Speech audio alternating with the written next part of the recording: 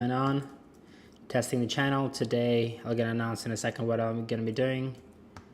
Is it working? Is it not? Offline. Okay, it's working. Let's see. Ship streams.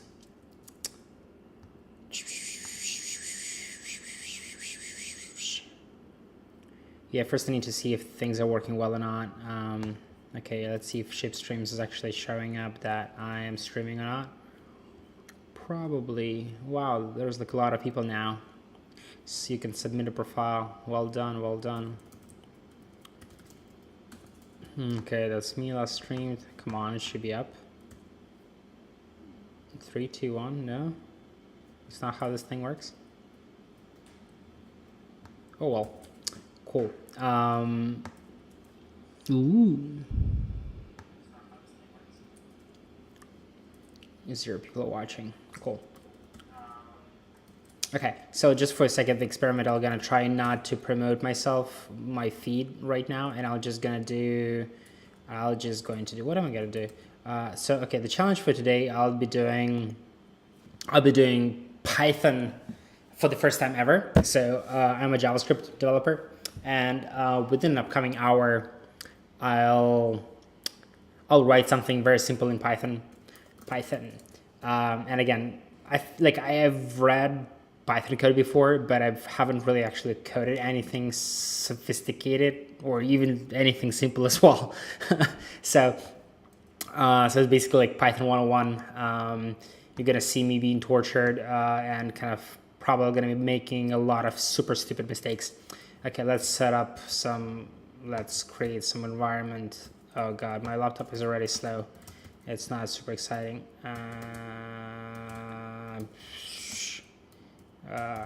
Okay. So I'm just gonna navigate to some directory. Do I have like a Python directory? Python sandbox? No, I don't. Python. I had a Golang experiment that I did previously, and I posted up on YouTube. So I'm gonna make one cd mkdir Python experiment. Okay, Python experiment. Okay, so I do not know that much about Python. I know there is some requirements txt file. That's basically what I know, and I know that it's like tabulated language. So I'm just gonna be like basically googling real time right now, and building something out. Okay, hold on. Just to check on Twitch, I need to check. I have like need to make like a pop-up chat, so in case you guys are gonna be talking to me, I'm gonna be able to respond, but because I haven't advertised this thing at all. Oh, okay, 2 people are watching, not too bad. How do I, okay, perfect. Chat, pop out, pop out. Cool beans. All right, closing this thing in case you guys are gonna be commenting. Hope there are some Python developers out there who are watching this and gonna be laughing at me, right? I hope you guys will be making fun of what I'm doing or being helpful. Okay, so again, I have no idea what I'm doing. Just for the sake of it, let's send it and git project. Cool, Python. So okay, I have a few Pythons out there already installed. Python 3. No idea. Okay, so what I'll be building is I'll probably gonna make it like the same thing that I did in the previous video with Golang. I'll just gonna query like a HTTP endpoint. It returns a JSON object with like jobs that are listed on crypto jobs list, and I'm just gonna log it to the console. Like as simple as that. So if you're experienced Python devs, you're probably gonna be bored to death, or maybe you'll be entertained by seeing like a newbie coding things in it.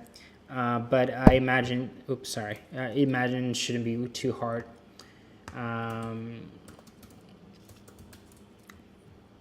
All right, get started. Okay, beginner's guide.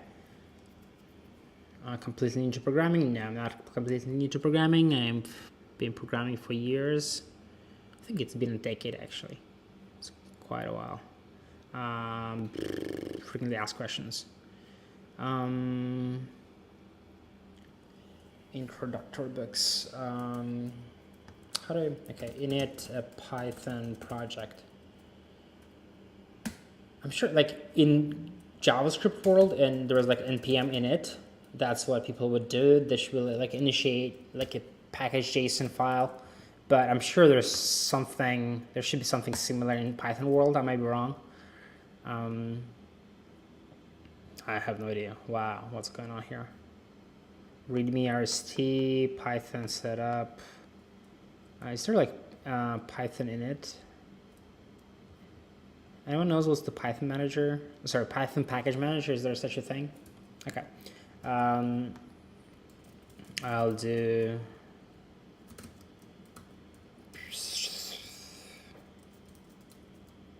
main who. Okay. Sorry, not mail. Don't save. Main. Okay.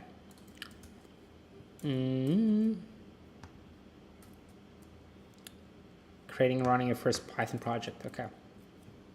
But that's JetBrains. That's gonna be like ID specific. But okay, whatever. Let's see what they're recommending to do. Python. Okay, class, car. Okay, I remember that this thing is key.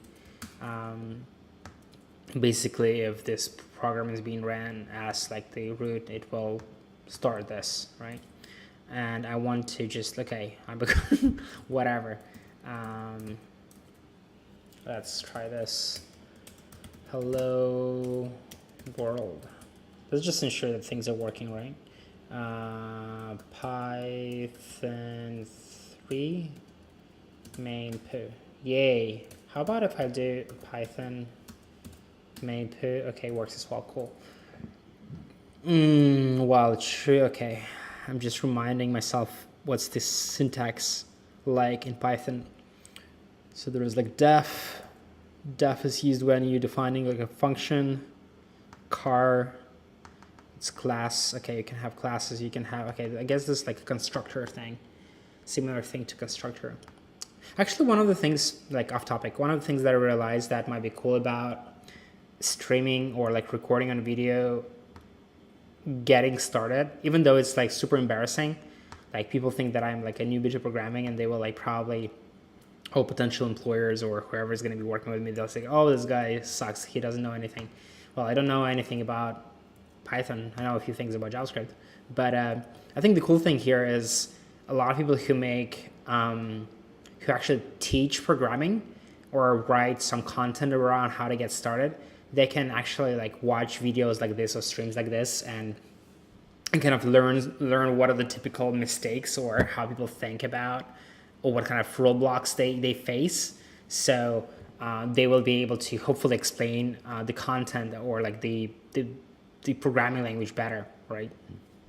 Okay, so let's get back to it. Okay, so what I want to be doing is curing an endpoint in Python. HTTP request in Python. Request library in Python, get post request in Python, gigs for gigs. How do you send a post request? Okay, I'm just gonna open a bunch of like tools here. I need to be checking periodically. Twitter, Twitch, how many people are even watching this? I don't care that much actually. I mean, but still. Might be cool to see people watching this. So I can, use less F words and show some respect. Okay, 3 people are watching this. Thank you guys. Pretty excited about this. It would be nice if you commented. That would show that you actually a bit more engaged than just. Okay, anyway, let's get back to it. Okay, HTTP lib, here's my attempt. What's the quickest way to get okay, import URL lib. Okay, how do I install this thing? Import content, HTTP lib. Also, you can request library, import requests. If I'll do, okay. I wonder if I'll do stuff like this, if this will like fail or not. Okay, still works. Requests. I think the request is built in. Okay, there status code result 200, whatever. Okay, let's see. Auth?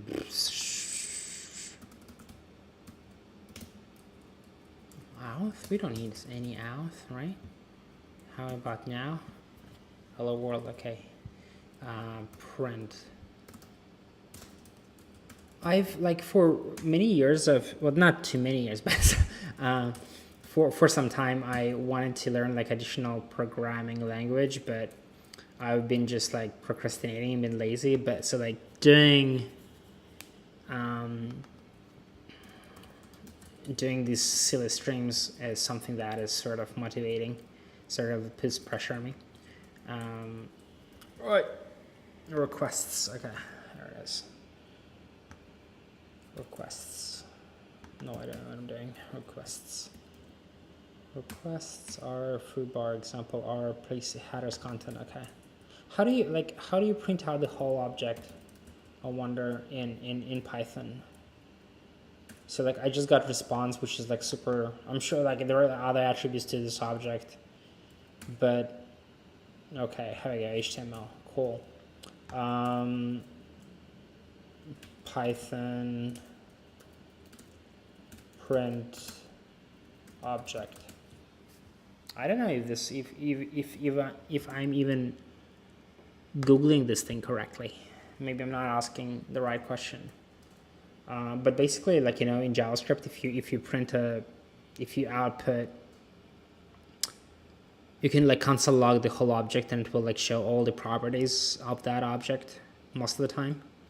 So right now, that seems that Python is not doing the same way.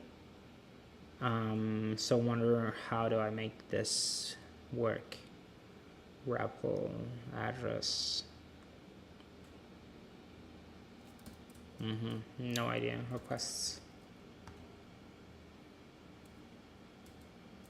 Okay, anyway, this was not exactly the objective, but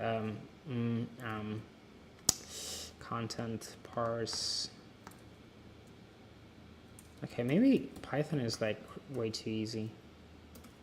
How do I job filter? Okay, this is my like JSON endpoint. Yes. Okay. Cool. So if I output this will result like in a.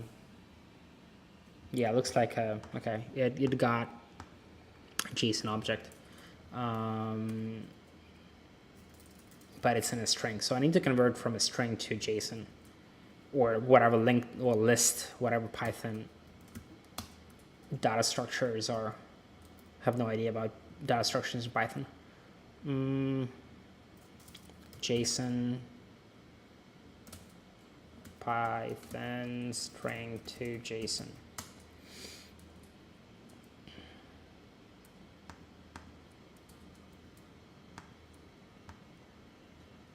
Actually, I should, you know what should I do? I should promote this a little bit. I should post this on my Twitter. Saturday night. Wow.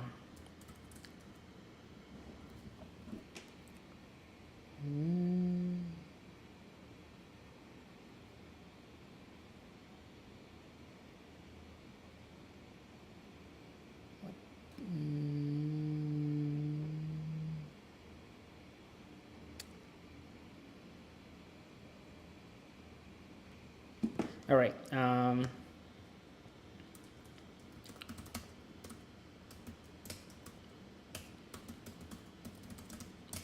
How should I say this?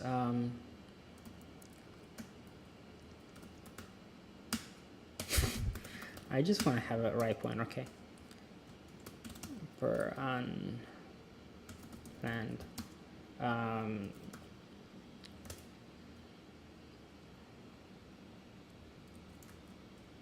Super random.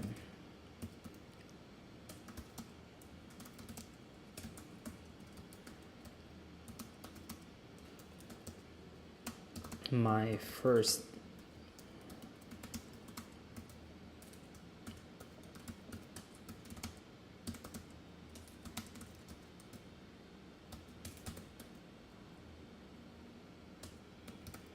how do you spell Twitch again? Live now on Twitch.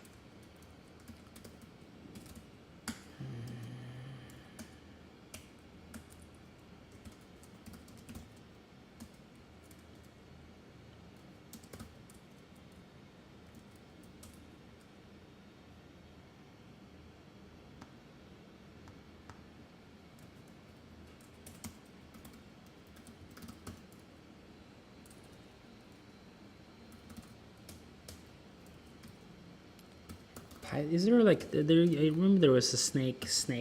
Okay.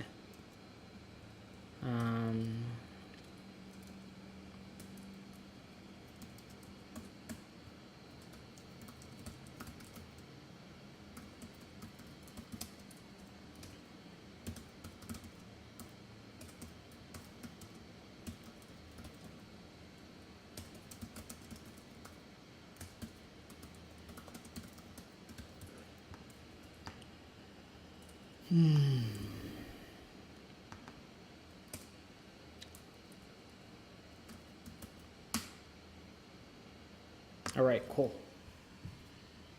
Maybe I should post this on Facebook too. I think like I'm I'm halfway done already. By yeah, so it's like, you know, I'm already mastering. I'm Python. Oh, okay. Import JSON. Okay, so sorry. I'm all over the place. Okay. God, my laptop is not having fun right now. This is pretty bad. Seriously. Bandwidth.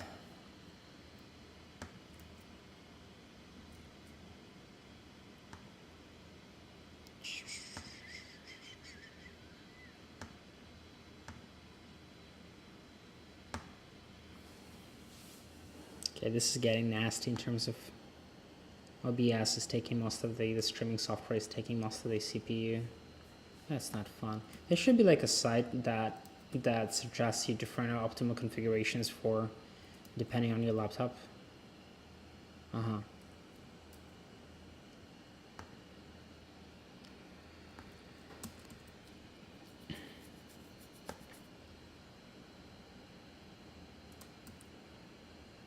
Wow, this is slow.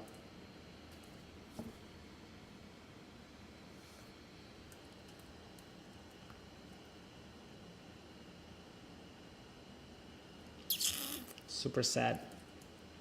Super sad. Okay, ignore notification, not even looking at them.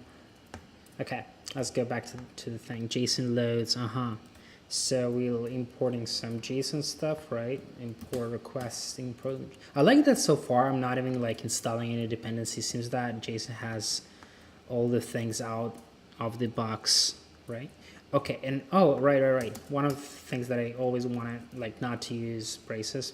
So it seems that response data. Oh, what? No. Res content. Right. Res. No idea what's the naming convention like in Python. Let's see. Data printing parentheses. I really need parentheses. Are you guys? Come on. I don't like parentheses. That's why I came to Python. I don't want to be using parentheses. Ooh, okay. So it removed this like apostrophe thingy at the end of it. Means that it's probably looking at this as Python. Oh, sorry, as JSON. What am I saying? Okay, let's check this out. Okay, 6 people are watching. Not too bad. Thank you guys. I love you. No matter who you guys are, I wish you commented and liked and shared this stream. That would be awesome.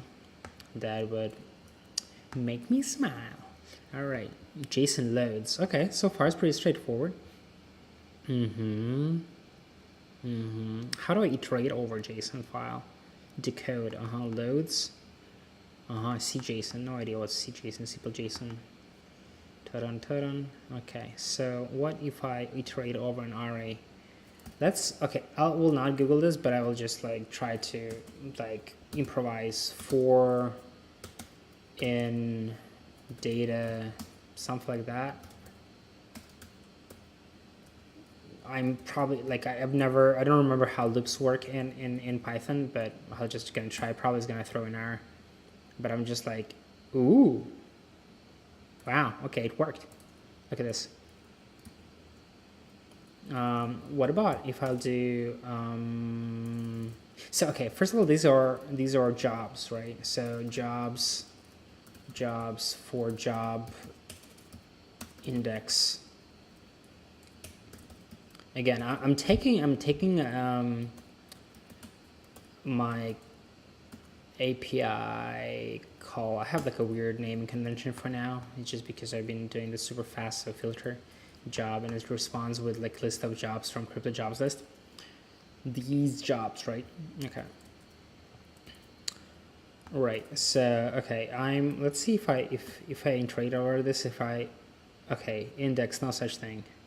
Job index and jobs, too many values to unpack. Okay. So if I do this job, this should work, right? Oh God, I just dropped my microphone. Not good. Sorry, guys. Okay. Let's see if this is gonna work. I'm just gonna be outputting IDs.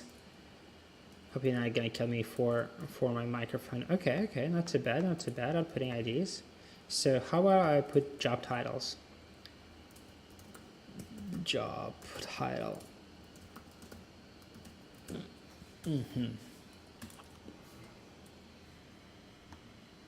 I need to get a better microphone. Tomorrow I'm gonna go check out my friend's mic,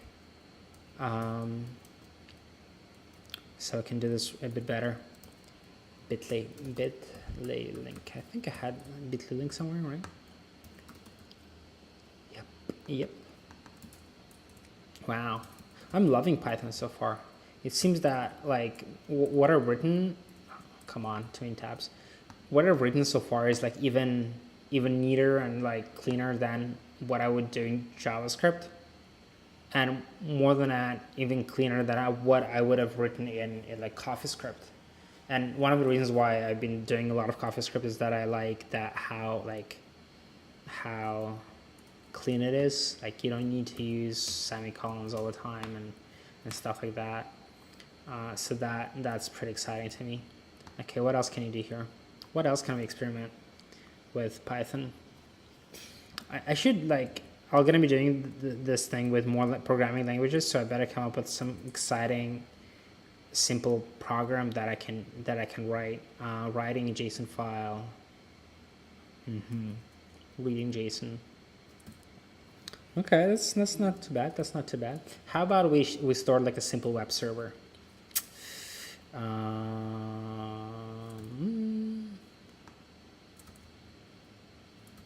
Post requests. Okay, using the request library in Python.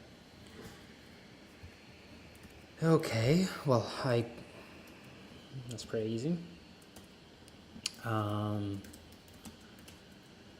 Python simple web server.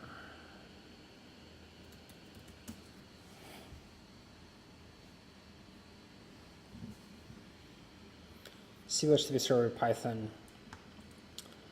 How do you set up a local testing server? Simple Python for beginners.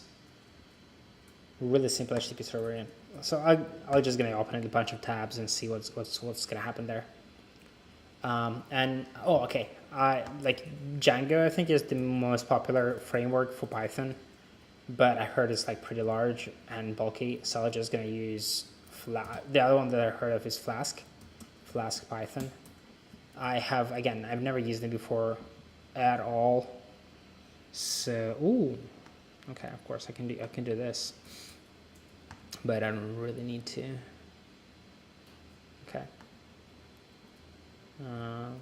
Hold on.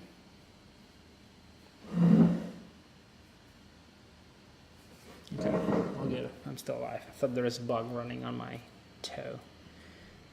Okay, simple HTTP server. Says, what is that? So this thing looks like this thing comes by default built in. All right. Like, God, GDPR. Simple HTTP server.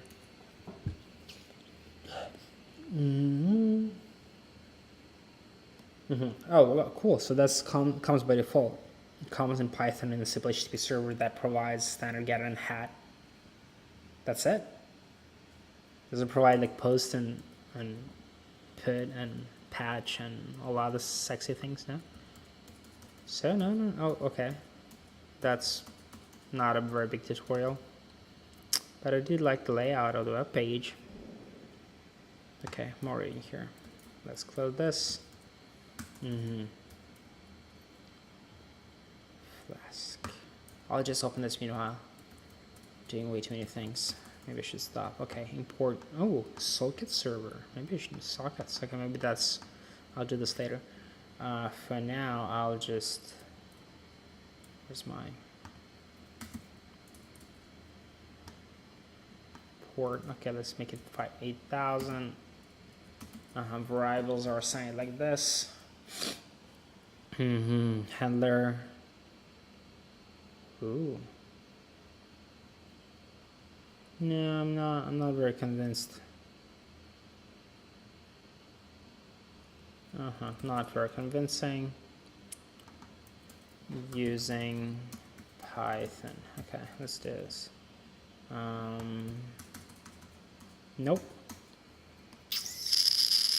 How do I, like, what I'm looking for is like get handlers, like just to handle different routes. And I'm not sure if simple HTTP server has that at all. Like in JavaScript world, there is Express, which is kind of the most popular simple HTTP server, which has like a super simple route handling. Here, SAT. What is this? Different arguments.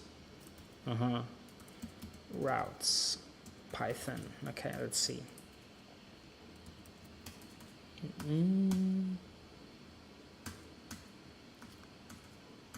Nope. Not excited. Routing sample. Okay. This might get excited. How do you run a fast server specific path? Oh, nice. Hey guys, Digital Sparky, you sound familiar.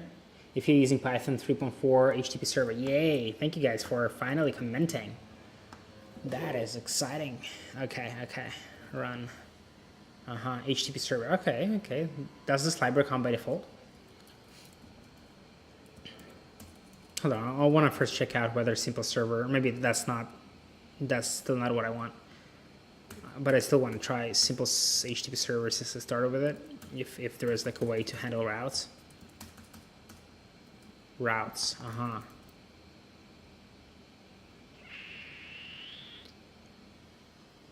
HTTP server class, my handler, HTTPD.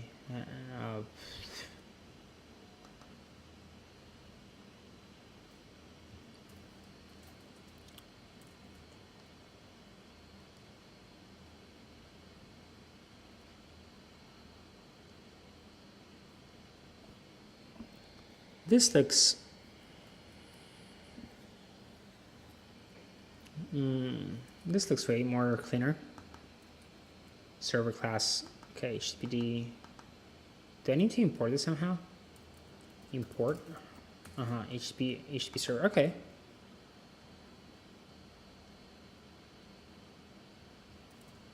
Routes. No. Python 3. HTTP server routes.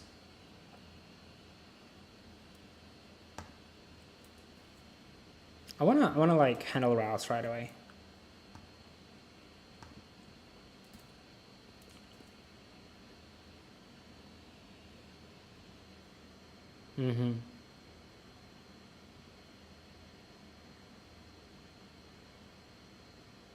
It's not very pretty, I have to say. Like, I'm not. Maybe just because I'm looking at this code for the first time ever, I'm not used to the way Okay, so in Python world apparently they're called paths. Self-respond. Respond. Is there a respond? Is this a thing? Path. Request path. Okay. We're getting somewhere. Path.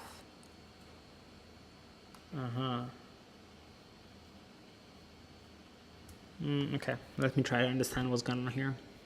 Do had my handler base. Is this like extension? Is this how you extend classes in Python? Let's Google this. Python class extend.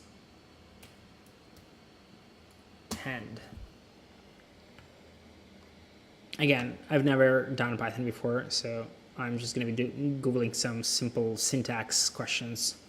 How to extend a class, extend. No. How to extend class to make new class in Python. Animal, chicken. Oh, okay. So you pass it inside. So that's like the way you extend it. How to extend multiple classes? Do you pass like several class, animal, class chicken, whatever. Python extend pull classes. I'm not going to be using this probably, but I just want to like intellectually curious. Multiple inheritance. How does multiple inheritance work in Python?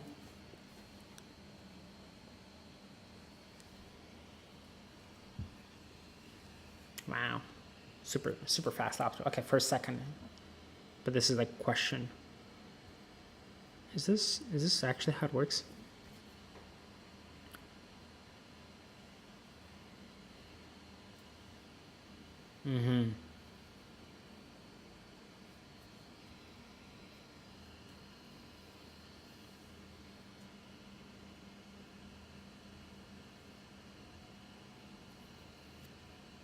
Okay.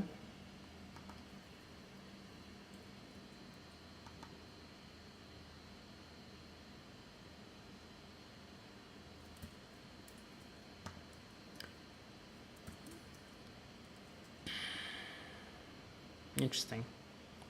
Cool. Okay, let's get back to setting up a super simple server. Okay, I'll try to understand the structure of the Python documentation. Probably that's what Python version. Okay, 365. Okay. Probably I'm gonna need to get used to this sort of structure more since.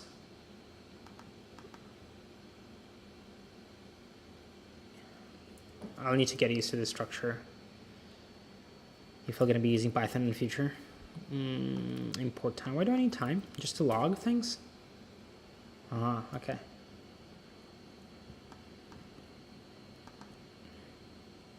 Okay. HTTP server. Server class, path. I'm not fully understanding how does my handler base HTTP work. Do get self. Where's the super? There is no super. Self path, paths respond. Path, self path. Interesting way to structure.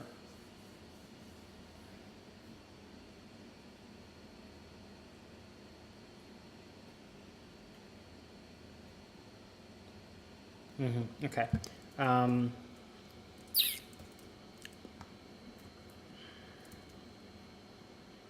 Okay, let's just start super simple server, right? Import HTTP server. I'm gonna ditch whatever I imported here. We're gonna be still using port 8000. Do I need this? Port OS HTTP server. Handler.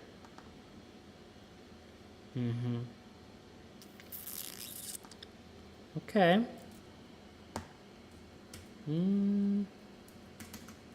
I don't need this. Handler.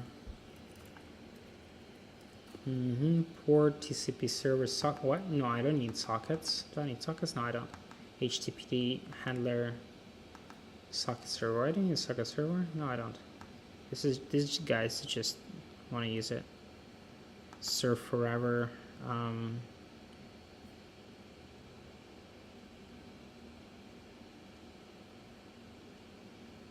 Why are they suggesting to use a socket server? Server class, HTTP server, def run, handler, server class. Okay, I'll just probably gonna server class server. Can I just wonder if I can TCP server. I don't need this.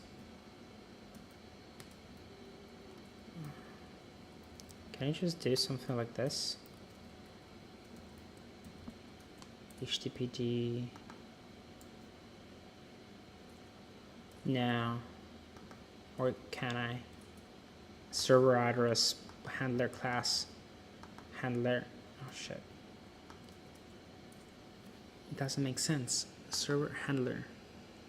Base HTTP request handler. HTTP server. No, how? What? No. How? Handler. God. Server class. This is HTTP server. I'm not sure if I'm doing this right. But okay, I'm just gonna do some guesswork.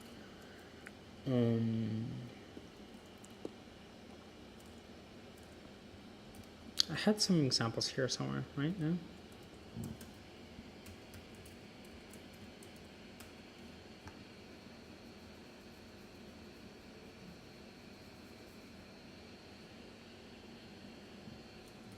No, that's not the one we're going to be using. HTTP server, okay. How do I serve forever?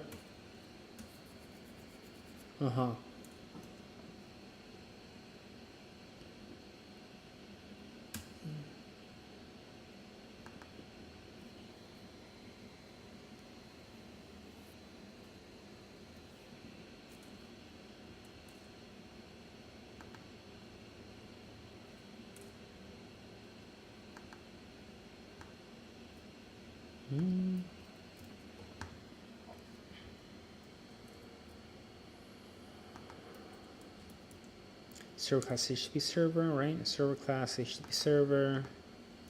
I need to do something like this, right? 8,000 server address.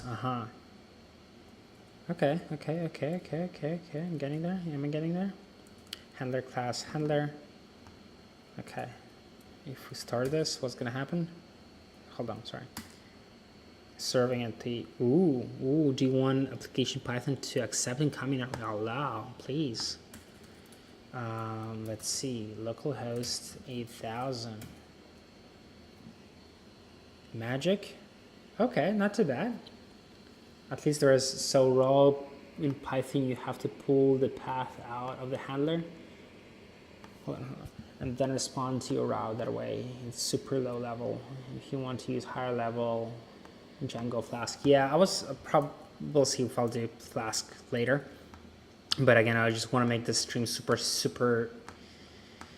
short, maybe just 1 hour, and it's already been like maybe 30 or 40 minutes. So, and I just want to do, thanks Digital Sparky once again for your tips and following me. All right. Okay, but okay, we have something running. That's good. Okay, logs. If I curl 8,000, oh, sorry, 8,000. Yep, unhandled. Okay, so let's try and figure it out. I saw someone. Okay, I will do this. Yeah, that's what I'm talking about. I like this kind of syntax. Import Flask from Flask, import Flask. App Flask name. Okay, this looks sexy. I like this. Hello. Pip install Flask. Okay, I'll do this. I will do this later, maybe. Maybe not today. But I do like, there was some tutorial somewhere, path, how to contains a request path, HTTP server Python path. I just want to like start with super basic level things like ABCs of Python, because like when you jump into, like sometimes when you jump into like too high level things in any programming language, yes, you can get stuff done, but then you're like kind of gonna be missing out on why certain things work a certain way. The other benefits of Flask, etc., is it handles your threading for you. Oh, okay, lovely. Threads. How do you pronounce threads?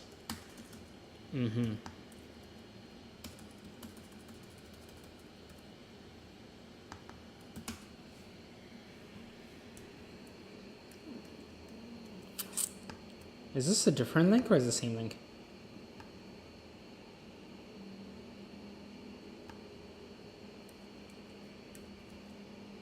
Ooh.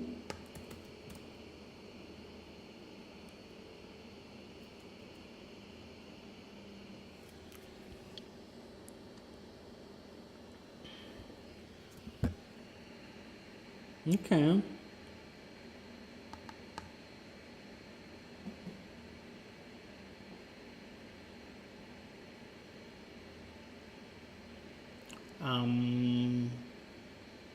I'm still not seeing. Okay, so you, this is a pretty low level indeed. Like you need to set all the response code and content type and then and handlers. Yeah, sorry, and headers. Nice. I mean, I like the low level stuff, but that's not bad. That's good. That's good. Foo bar, and you passing the arguments as well, parameters.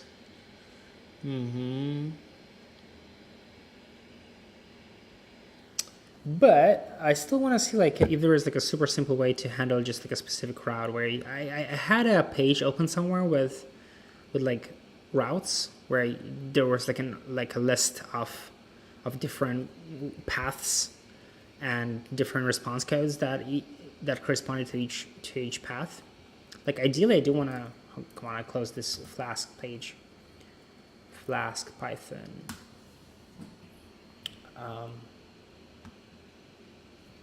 Ideally, I wanted to get something with HTTP server or something this style where I'm just like specifying like a route and then it kind of a function that should handle that route. But I'm not sure yet. Or at least just to get like a, sorry, oh, it's almost 9, I'm yawning. And again, I'm not sitting in a very comfortable position. Yeah, you're probably not gonna get that out of standard libraries too low level. Well, it's definitely harder, but I closed this example somewhere. HTTP server Python routes. Why did I close it? I don't know. This one, no? Another, just.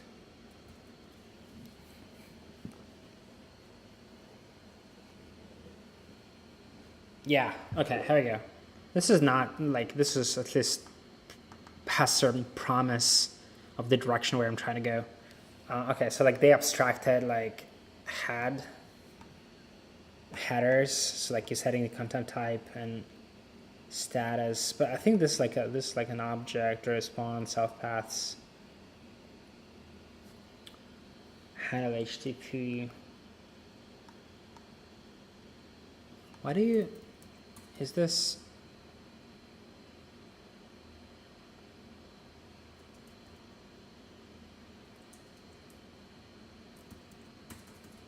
Okay, never mind.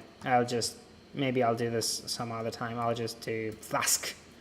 Okay, let's figure out how to install things. Sorry. backtracking. Okay, let's create all the server things. Okay, we'll keep the port. At least we're succeeded with requests. That was super simple. I liked it. Okay, let's see how do I install Flask? Do I like pip install? Sorry, was pip in? Yes, pip install Flask, right? Pip install Flask. Pip install Flask. Boom. Okay, and then from Flask. Flask is fun. Eat, sleep, rave, repeat. Come on, I'm coding here. I'll get lots of fun anyway. Yeah, thanks. Flask is fun. Is this like a pepper or what? Oh, sorry, it's a it's a flusk. It is a flusk. No, that's not what I wanted to copy. From Flask, we're importing Flask. Yes.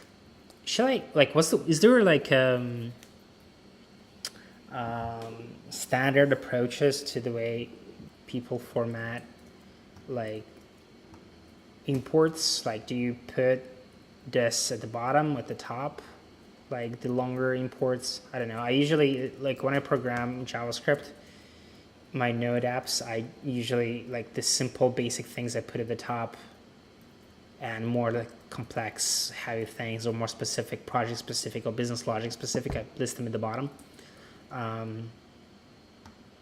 Check my defaults. You might need to use pip3 if you have Python to install. Okay, YouTube, I'm not gonna be, sorry, I mean, do I have pip3 at all? Okay, install Flask. Okay, let's just do pip3 as well.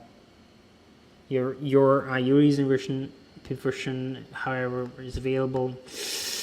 Burn, okay. Let's just do some pip upgrading. Pimp my pimp, sorry, pimp my right, pimp my pip. Python, what does pip stand for? Python input manager, what does it stand for? Pip, PIP. Is my microphone still working? 3, 2, 1, 3, 2, 1, 1, 2, 3. All right. All right. I should be, I should be playing music, right? Why am I not playing music? You guys are bored without music, right?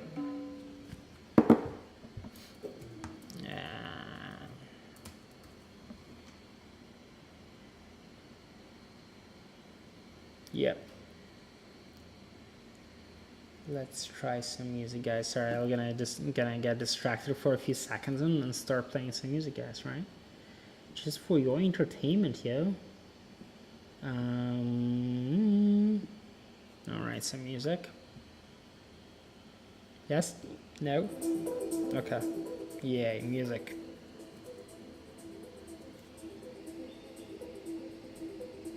Pip is a package manager system used to install Python software packages written in Python. Yes, I know that, but Pip installs package.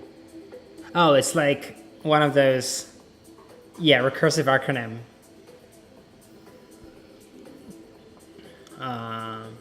Pip installs packages. That's funny. What are the other recursive acronyms out there? There's like one in Unix world. Forgot.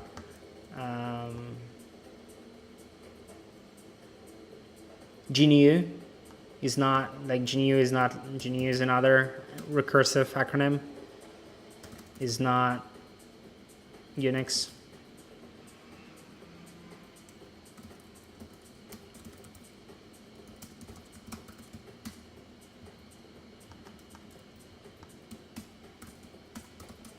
Yes. Okay. Cool. Right. So we got Flask installed, right? I guess. Is there like a way to run Python so that it like automatically watches changes of my files and restores the server? Like in Node, there is like NodeMon that I use to just like watch changes in my JavaScript files and restore the server automatically. Is there a similar thing in Python?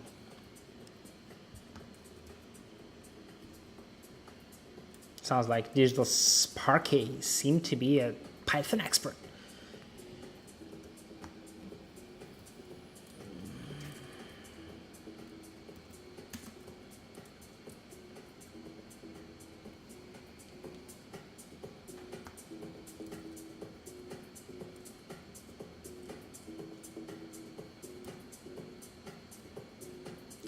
Do I want, hold on.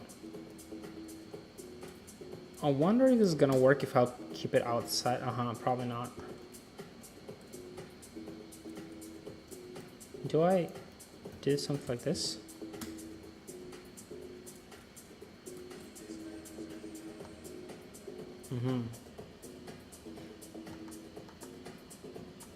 What? What? Flask run. Doesn't make sense.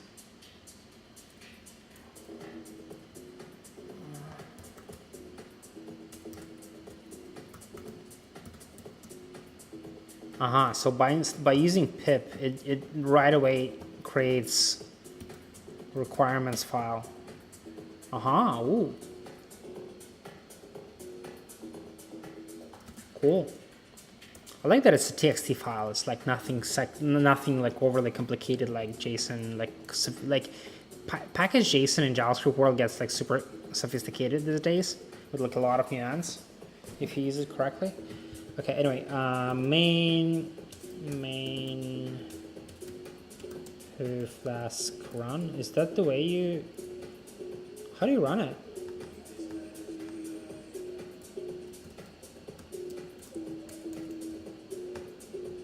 Flask app. Right. Okay, got it. I was not.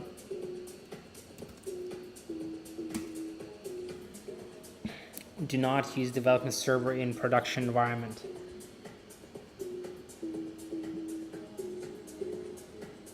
To specify main name. Fail to find Flask application factory in module main. Use Flask app main to specify on. No idea what this means. Maybe I just need to do something like.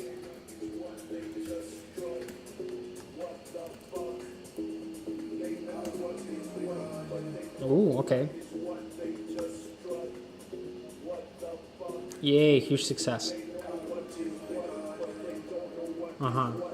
So we do not, okay, so these things we do not need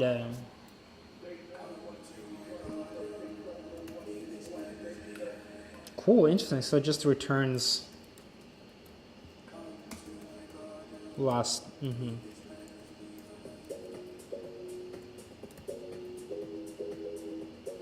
Whoa. Sexy stuff, hold on. Let me read this. If you're talking about test dev environments, then you use the debug option.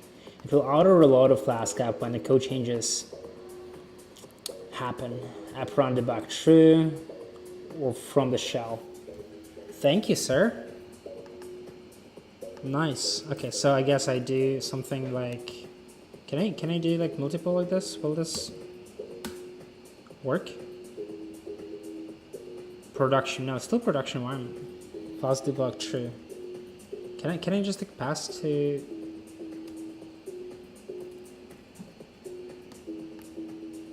I don't want to be exporting to my local environment. I just want to be passing it as the argument. Oh, okay. So no, wait, but hold on. Debugger runs, but the environment's still production.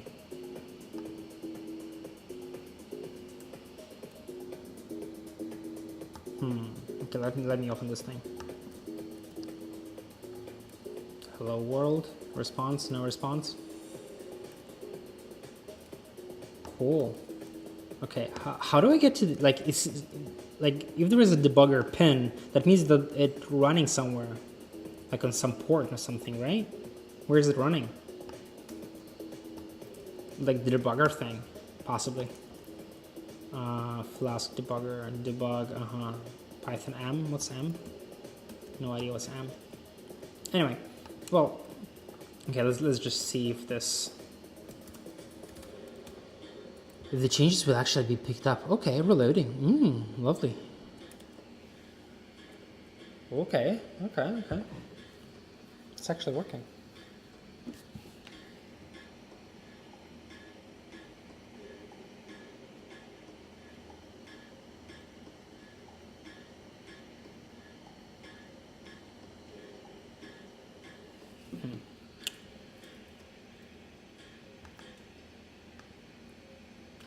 Shit. Okay, hold on. I accidentally have the hot corner that switches off my screen. Nope, that's not what I wanted. Yay, huge success. Thank you, sir. Okay, let's make a small break by checking Twitch. How many viewers do I have? Will force dev. Yeah, I'm not sure what's the difference between dev and live yet, but maybe I will learn one day. I think the debugger will also allow you to inject into ID. Right, that's cool. Nice, 10 people watching. That's not too bad, considering I haven't advertised this at all, or almost at all. Okay.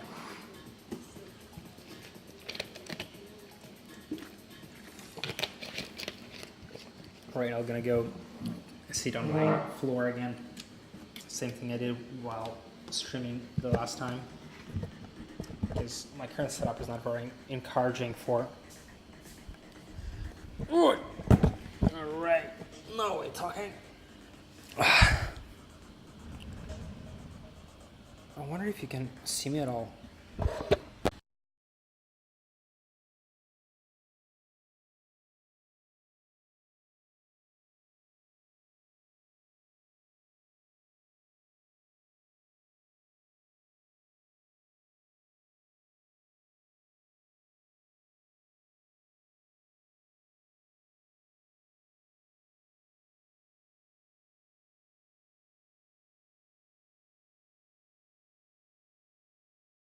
Shit.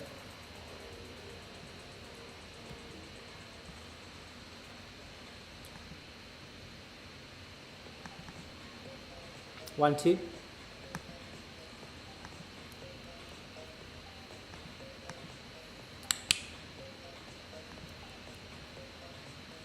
Still?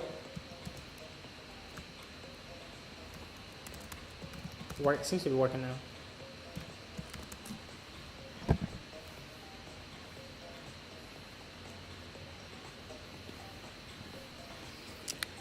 Okay.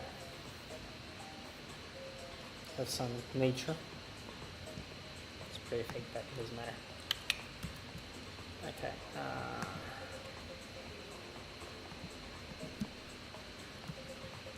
All right. Well, to be honest, this is all I wanted to do in Python today. I just wanted to run a simple thing that queries an endpoint and just parses JSON and outputs stuff. But since people are watching, I better come up with new exciting things to do. Okay. Let's try the following thing. Like figure out how to get arguments. Flask arguments from the route. I'm just gonna be like experimenting stuff. Arguments, like how do I pass value? Is there any output? Flask requested that downloading latest mailing list, fork it on GitHub, issue. Where's the full like API or RESTful class union? Flask microblog, the website static page mailing list, Flask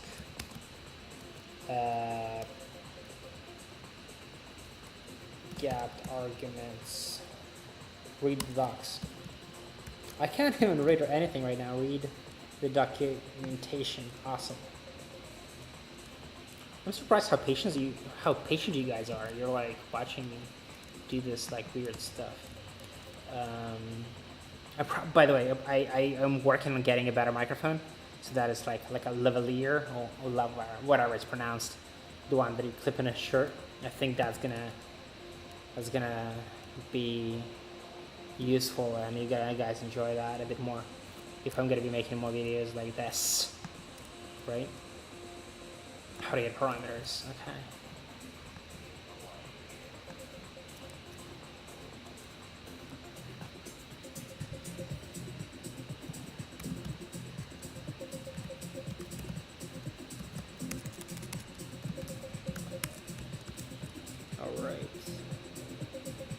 Uh-huh. Forum.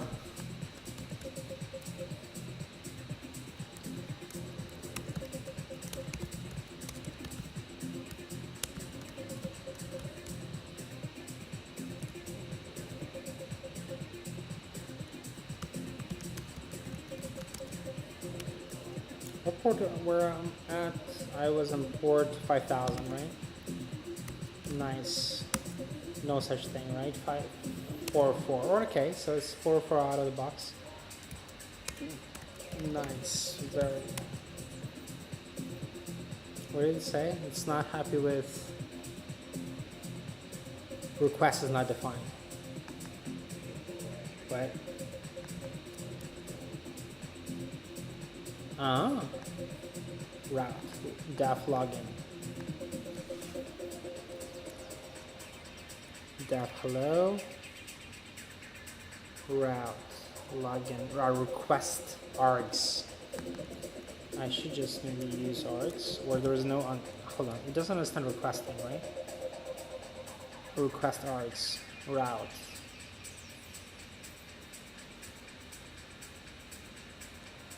Will this work this way? No? Request is not defined. Uh-huh. Okay, so I need to figure out, I guess I need to say from Flask import Flask request, maybe? Yay. Immutable multi-dictionary, I guess, right? And how do I iterate over a directory? Okay, so I'm getting somewhere. The import statement from Flask request. Yes. Thank you, sir. Perfect timing.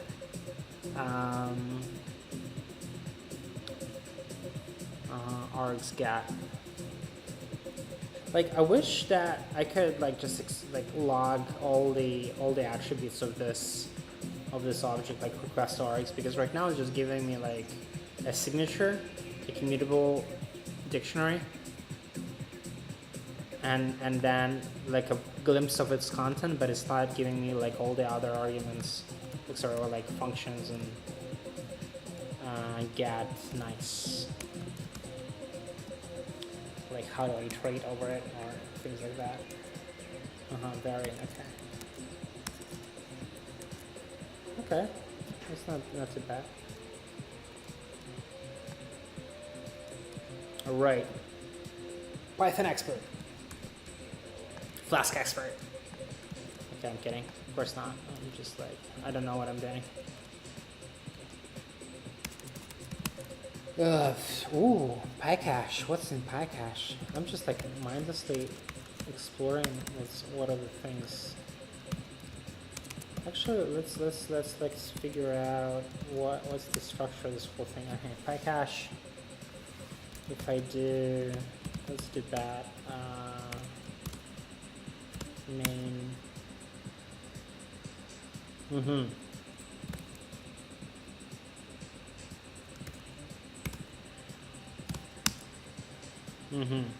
Interesting.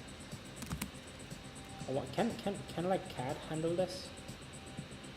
Or will it show that it's invalid as well? Oh, okay, interesting. But bat is like failing. Okay. What else should I build? What do you guys think? Before my battery dies. Okay. JIT compiled language, okay, that's good to know. Just-in-time compilation.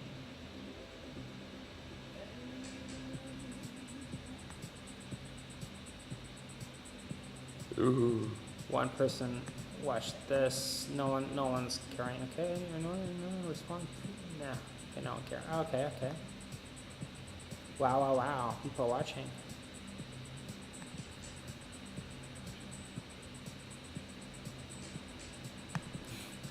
Type hints. Pro tip. Okay, Martin is the he's like a seasoned Python dev.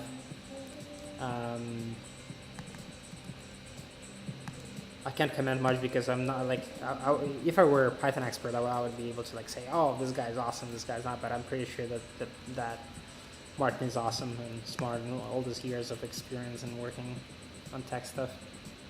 Seems fun, lots of fun. It is, yes. Okay. What should I do? Okay, so like again, I've basically built what I wanted to build. I wanted to just like, I just wanted to do actually just this part, output JSON. But now, since you guys are watching and I'm still not fully exhausted myself, maybe I can spend additional like 30 minutes on building something else.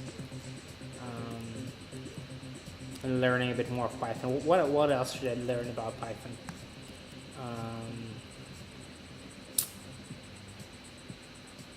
What if I okay let's do some sort of like a function or something. Def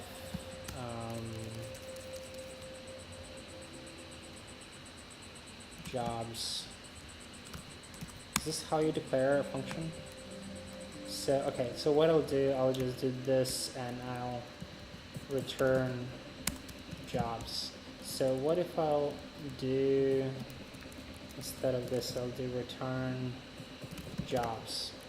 I'm just doing, okay, I'll keep this. I'll just keep experimenting with things and I just wonder if it's gonna work or not at all. Okay, 3, 2, 1, where's my curl? Ooh, okay, it's failed. Okay, why did it fail? Okay, so like this, just to like summarize, in this experiment, what I'm trying to do is I'm trying to define a function, which I've no idea how to do. Maybe I should not be using the same name, yeah? Data. I don't know. But so basically what I'm trying to do is I'm trying to define a function and return the content of that function. Okay, I don't need this. Hello world, I'm not returning this. I just want to return like a JSON object that I received here. Maybe I need to like serialize it or something. But again, I'm just like foolishly like playing with it. Okay, let's read finally what it says here. Call. Maybe I should expand this. No, it doesn't help. No. Okay. List object is not callable.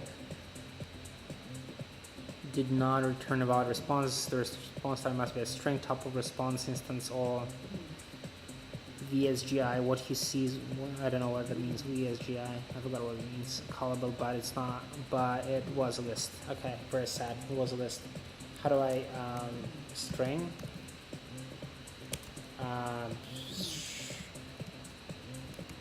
Python lit.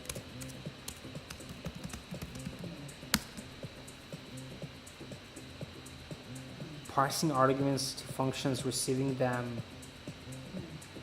is lot. Okay, thank you, sir. Okay, let me just. This will be my next thing, but right now I need to get my power supply.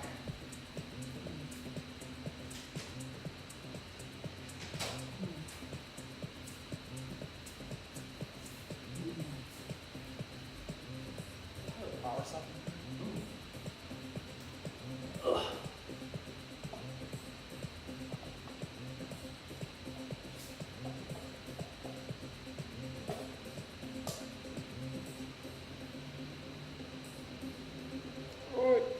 Almost there.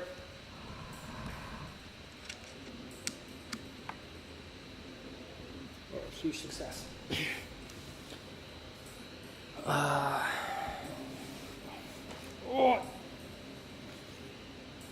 What am I trying? Oh, hello, sir. Okay, so what I'm trying to develop, I'm just having this new thing that I'm trying to do. Yes, exactly. So basically, I've never coded Python. So I just decided to like start Python from scratch, and in the previous like 40 minutes, I just Googled everything about like how do I just write even a simple thing. What I did, I just wanted in the beginning to just request like an endpoint and output its content, and now thanks for Digital Sparky's help, I kind of installed some Flask here and kind of trying to handle some simple routes. Yeah, so I'm just like, trying to learn some Python right now. Okay, so, basically, I'm trying to convert right now a list to a string. Thanks for your show. Thank you, sir. By the way, what do you code in? Are you like a JavaScript dev as well, or Python? How do I convert list into a string? Join. Okay. Oh wow, you seem to be like a Python. Can I just? Okay. So I just list. Hold on.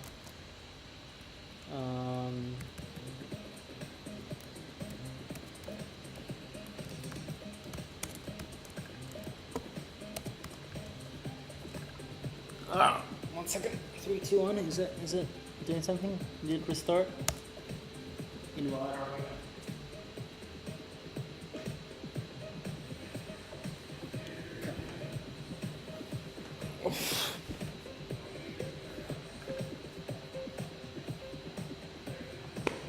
What is it not happy about? Jobs. Return jobs. I'm not returning jobs. I'm returning. It did not restart for some reason.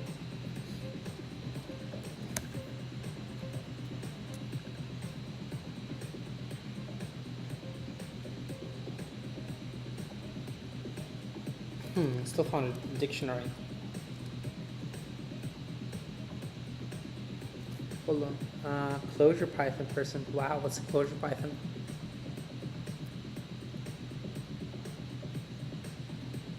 Wow, Digital Sparky, you're like the expert. Oh, I did a lot of Bash scripting. Like I did quite, yeah, but I did some PHP a while ago. A lot of JavaScript. I did the same thing with Python. Sorry, with Golang. I spent like an hour trying to play around with Golang. You guys can watch it here if you want. Come on. I was I didn't like Go because of JSON handling. Like you need to have a data structure for everything since it's like a strictly typed language. Yeah, but anyway, let's get back to things. How do I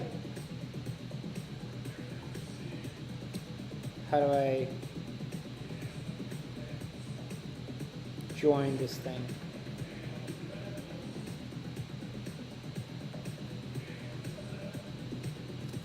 Python JSON to string.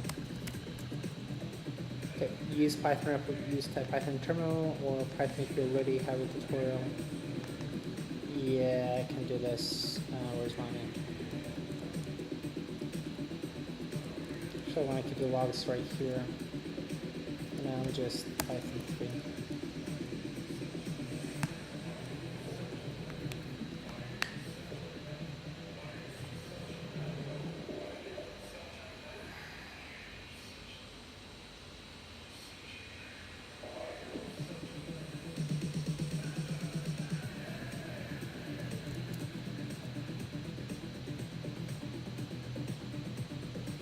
Oh, like this, that's it. JSON loads, loads, and there was dumps, right? It's come from, not from JSON to string dumps. What dumps does? Loads. Maybe I should just str.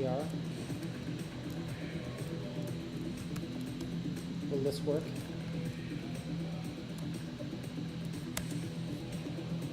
Ooh, yes. Okay, huge success. Oh, shit. Cable. So excited, I unplugged my power cable here.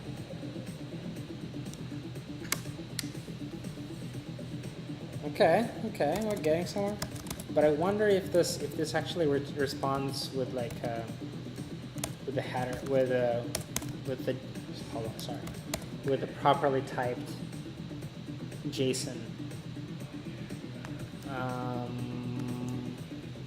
What are the headers of this thing? I mean, it responds with a string, but I'm not sure if the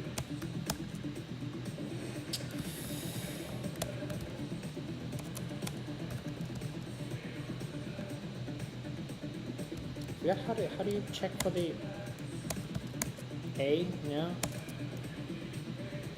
requires a parameter. Shit. Now.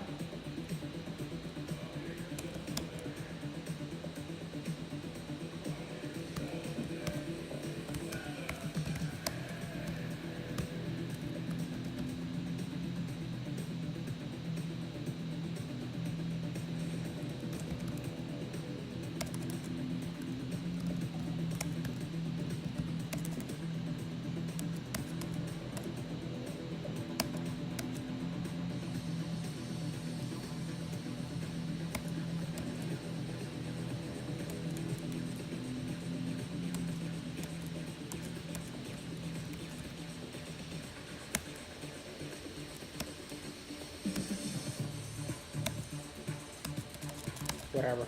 I'll just use VS. Damn, man, you remember everything. You think VS is gonna do it?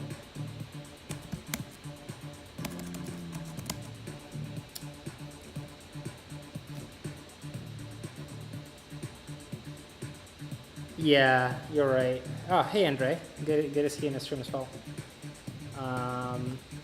Okay, so what are we having here?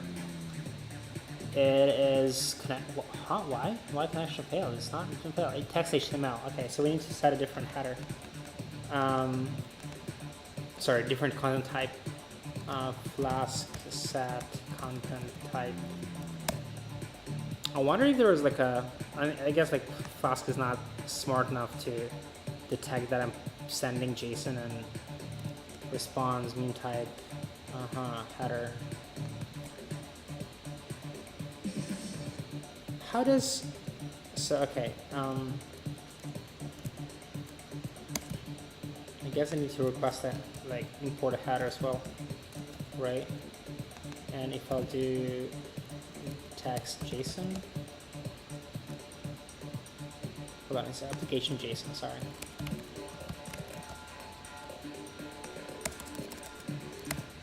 Restarted, success, now. Header is not a thing.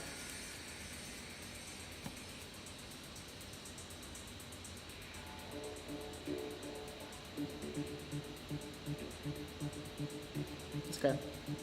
Yeah, I'll just use, okay, response. Why? Hold on. Response, input response.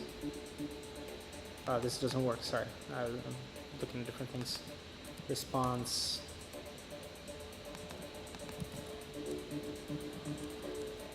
Never look at the first question. Like, it's so tempting to just like use copy paste from there. Okay, response. Perfect. Okay.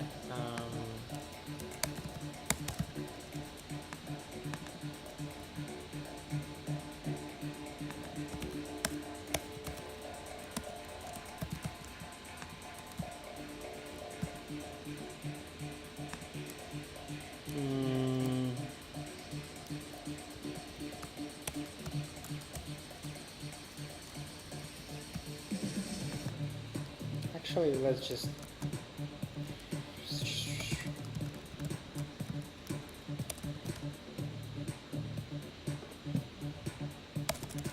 I've updated stuff. Why are you not restarting?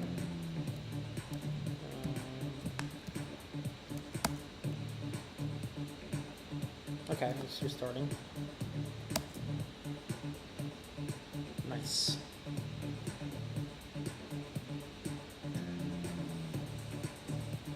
Application JSON looks good. We're getting places. Nice.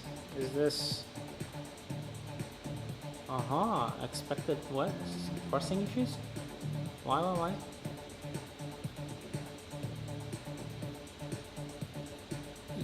Huh, interesting. It doesn't look like it doesn't look like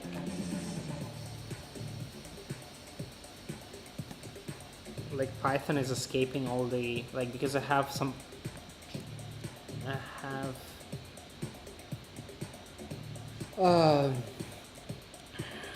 HTML in my JSON, and it's not parsing it correctly, which is pretty sad. That's not good. I think this drops off. No, okay, so it's thinking that there is a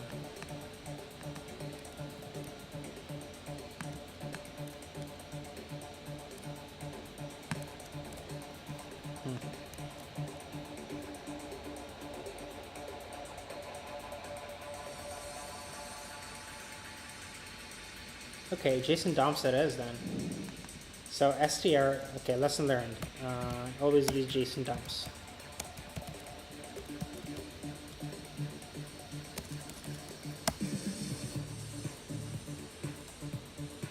Let's see if this is compliant.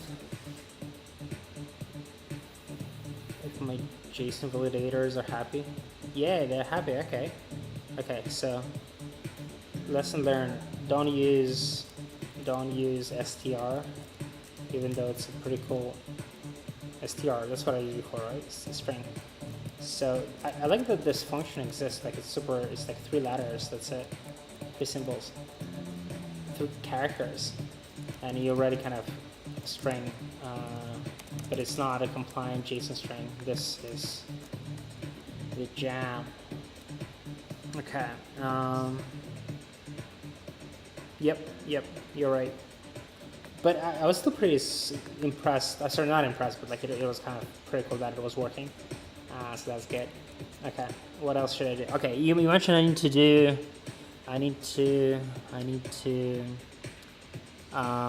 functions. Best thing you should learn is passing arguments to functions. Receiving them is a lot different. Okay.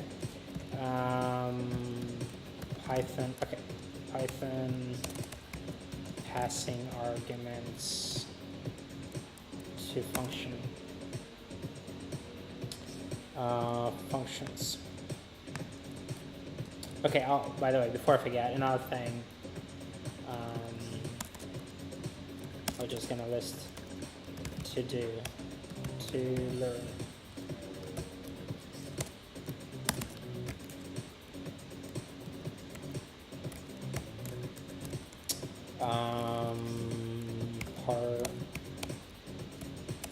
Making HTTP requests done. Making handling JSON done. Then what else have we just done? Using routes and Flask basics done. Okay, now we're gonna be doing passing argue to functions. All right. Okay. Function parameter.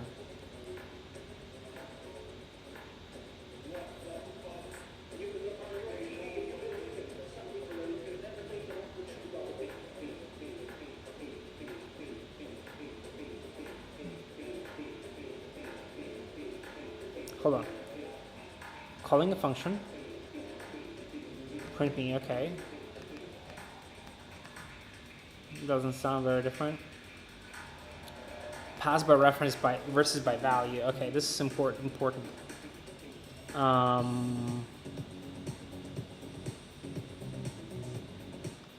list.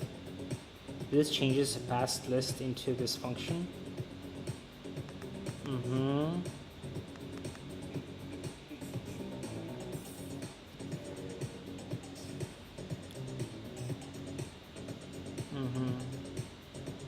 All parameters in Python language are passed by reference. Okay, sounds familiar. It means if you change that parameter refers to this function, the change also reflects back in the calling function.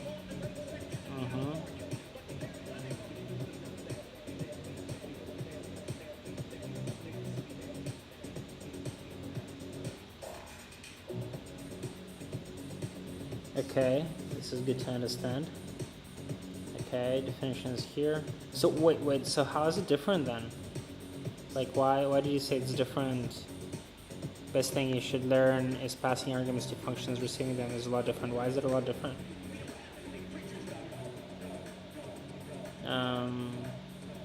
Maybe like deconstructing is different. Okay, this looks pretty familiar. Aha. Okay, now there's something. Variable length arguments. Default arguments. Okay, that's easy. Keyword arguments. Keyword arguments. What's a keyword? Strings into this function. Now I can print.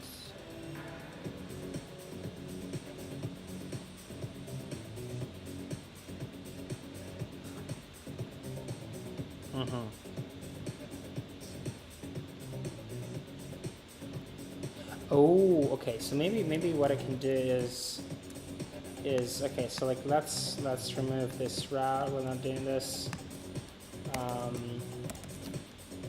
What can we do?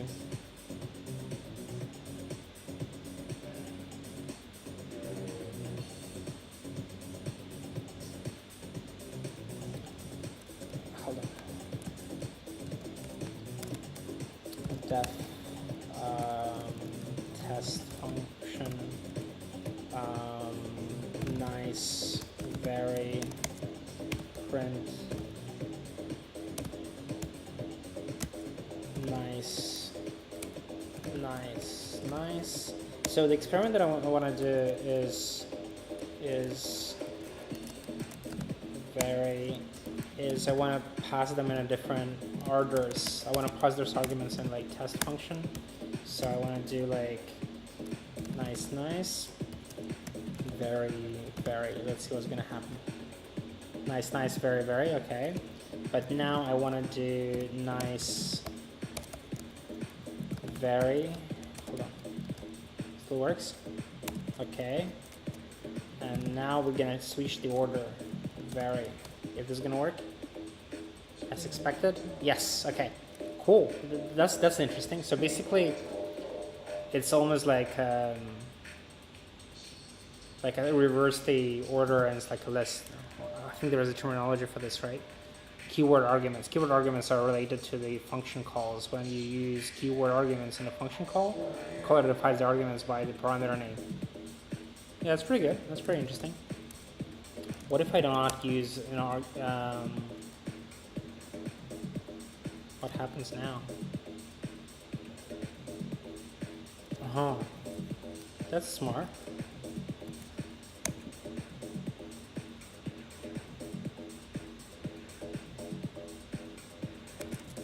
What happened there?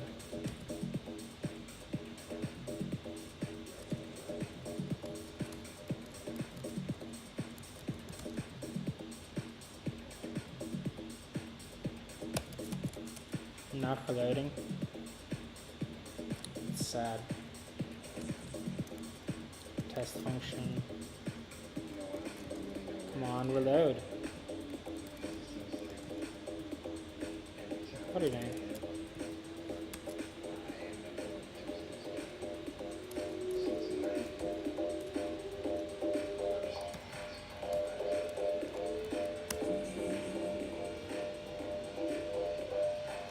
For argument, nice. I see. So because this one is, so I cannot mix them, it seems. Why did it stop restarting? Okay, now it's restarting. Nice, right? Okay, now it's working. Okay, let's learn more. Keyword arguments.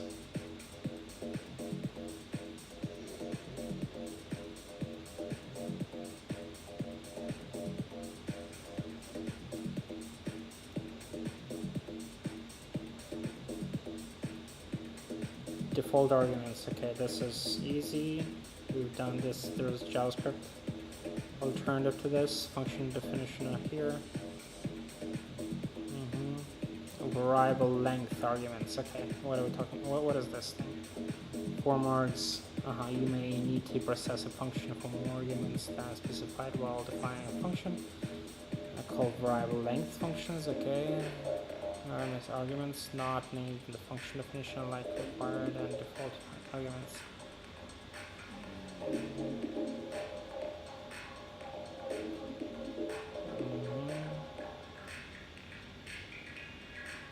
Function docstring sounds like there's functions have like a documentation thing or something. You should make my music not as loud, right?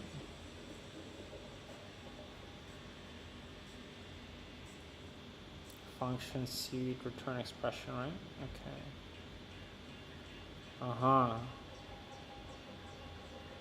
Okay, this is not too hard. Anonymous functions. Ooh, okay, now this is interesting.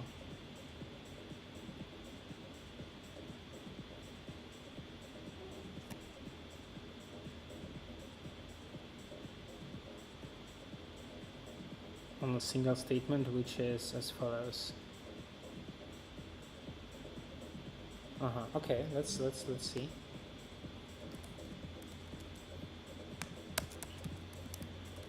Can I? How do you? Oh yes, concatenating strings. Python concatenate strings. Do I just use a plus to concat them?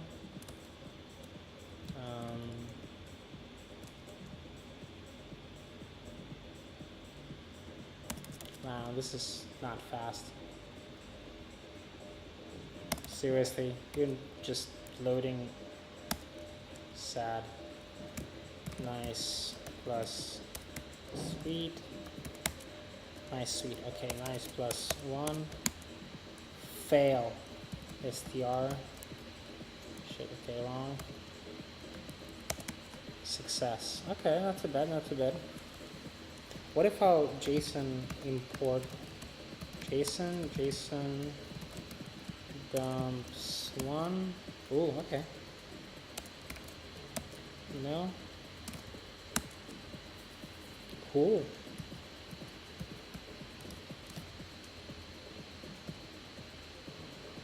I knew I would like Python. Return statement. Is it compulsory? Okay, hold on. Lambda functions, right? We wanted to do lambda, and then we do print. So 3 and 5, and we need to get what? What do we need to get? 8. Okay, cool. That works. That's easy. What else can we learn? Return statements. So wait, Dark Sparky, why do you say that it's very different? The passing arguments.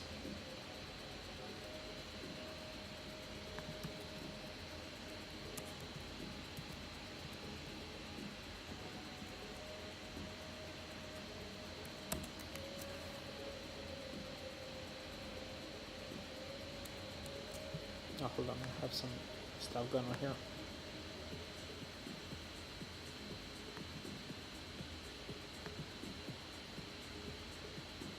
I think Doug Sparky left us. Oh no. Who's our Python expert here? We need a Python expert too. Okay, here we go. You're back. I'm thinking more of old ways, but he also have magic args and such. Magic args. What are the magic arguments? Global versus local variables.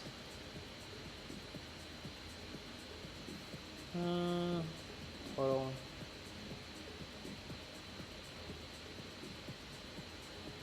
Okay.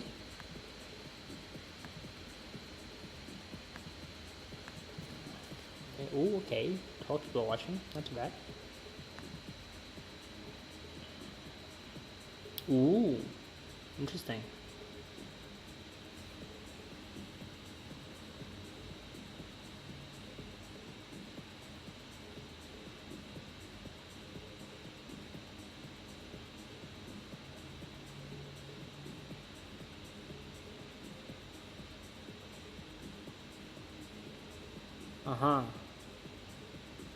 That's right. Var and vars. Writing args is just a convention. So let's get, okay, usage of args. Args are mostly used in function definitions. Allow you to pass a variable number of arguments to a function. Okay. What variable means here is that you do not know beforehand how many arguments can be passed to a function by the user, in this case. Okay. Oh, hello, Andre. Good to see you. Okay, this is doing pretty well learning Python. On Saturday evening. I'm not making anything, I'm just learning Python. Just did some simple Python programming stuff, like did some HTTP requests in Python, then handling JSON, did some requests in Flask, and some passing arguments to functions. Just learning the basics. Cool. Say hi to Fede as well. Is he in Bali or something? Oh, nice. I thought he was, I don't know, traveling in Japan and Singapore. Okay, hold on. Nice. Okay, args is used to send non-keyword or variable length arguments. List to the function. Here's an example to help you get declared. Okay. First argument, first normal argument, okay, and then arg. Okay, that's easy. Okay, and key is probably keyword. Allows you to pass keyworded variables. Okay. Key value in items. That's sexy. That's not bad. I like it.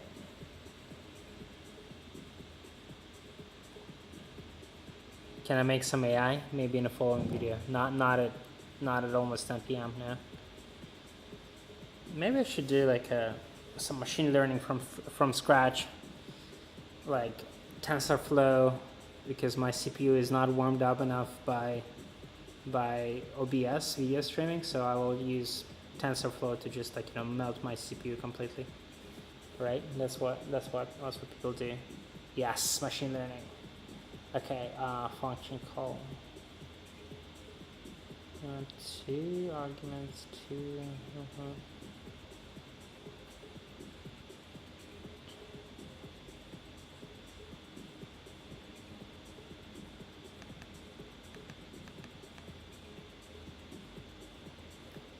Requirements are.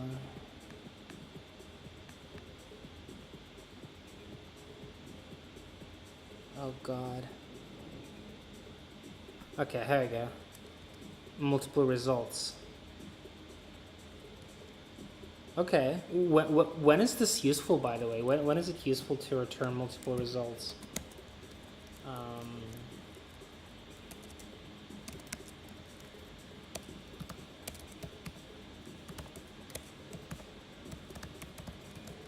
Oh, right, because you cannot respond. You cannot respond. Never.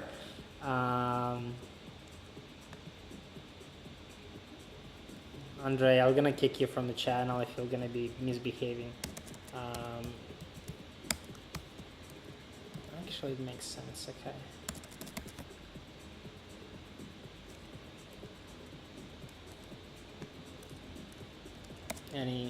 It doesn't respond. It's weird. Like, I need to curl it for it to respond. Invalid syntax, of course, right? False. What the fuck? Okay. Whoa, what did you do there? You can send back an error and a boolean for true false, for example. Okay, that makes sense. So you can okay.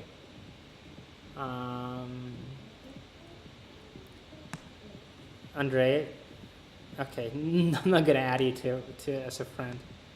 Gonna starve. Report Andre Asimov. That's gonna be fun. Nah, okay. Well, I'm kind today. New line of true false. New line of false. Wait, like this?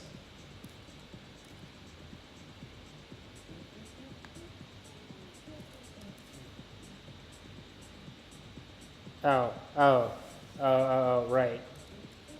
Oh, that's what he meant. Okay, okay. This makes sense.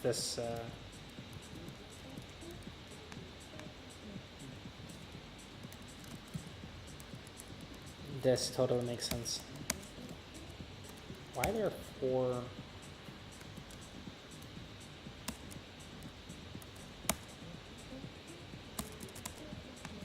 Multiple is not defined. Why did I multiple? Of course. It seems that Flask restarts only when I'm making a new call. It's not restarting when I'm just like making the actual code change. That's interesting behavior.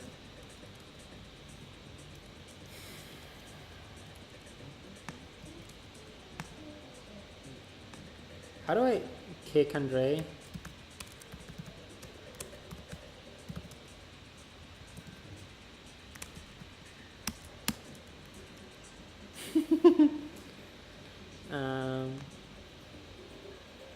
Block user. Hits tab, gets beer. Okay, what else? Dark Spanky, Mr. Digital Sparky. Sorry, why am I calling Dark Sparky? Digital Sparky. Wow, from 2016. Damn. Time. Will this work? Damn, you're evil.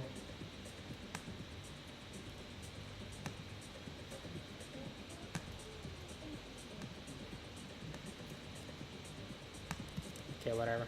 Okay, cool stuff. When to use them, never. Okay, what else should I learn?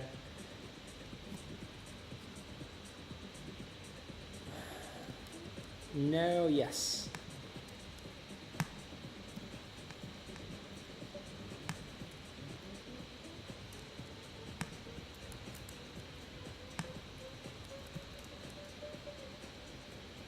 You have to, Andre. You have to retweet my post, and only then I'll keep you alive. Assume arguments, test functions. Okay, let's do some classes. Python class. Oh wow. You're like a Twitch expert. It's pretty cool. I feel like I'm super newbie. I maybe registered last year or this year, but definitely started streaming only like last week. Sorry, not last week, but in October definitely. All right, let's explore some classes. Class animal. Animal. Oh no. I know what I wanted to do. I wanted to like create a local module like library, you know, touch lib my awesome lib dot and then import it, right? That's what I want to do, right? Oh shit, come on. Oh, no. Come on, how do okay, whatever. I thought I remembered how to, okay, import, how do I do this now? Okay, maybe I'll just list this thing, just let it be here. But I want to import this thing, Python import module.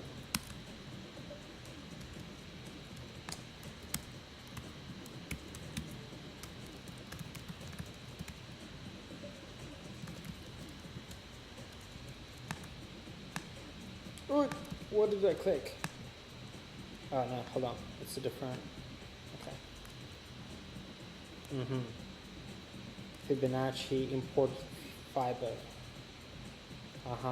Okay, so, and do I just like from Flask? Okay. What's the import my some lib def works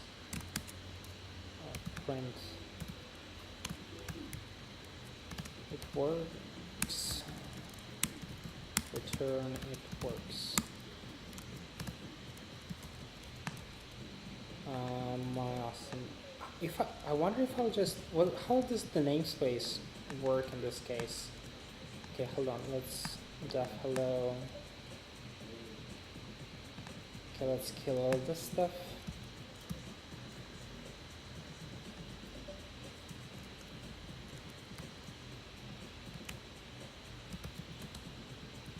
Is this how this will work? Oh shit. Invalid argument def works. No, sorry, hold on. Of course. My bad. Yes, it works. Okay. But it says still invalid. Oh, no. That's after restart, right? It works. Cool. But if I wonder if I'll do something like this, will it?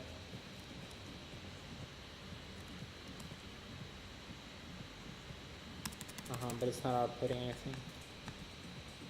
My awesome. But because I'm running through Flask, right? But if I'll do just, okay, if I'll kill this, and if I'll do Python 3 main, what will happen? It works. Okay, cool. Cool. Okay, and if I want to do, like, for example, import from import works, I'm just like, just exercising my muscles here. Okay, it still works. Cool. And if I'll print this thing, print, just, you need to, like, repetition is the mother of learning. Okay, it works. Cool. I'll put it different things. Cool. Okay, so we know how to, it's pretty nice that, like, I don't need to, like, link to a specific directory. Oh, speaking of directories, maybe I should, like, create a folder. But I'm just trying to follow my, like, programming intuition. My awesome library. Hold on, lib. Okay, cool. So I wonder, how do I, is this the way it works? Is this how it should work? No? How do I import, like, modules?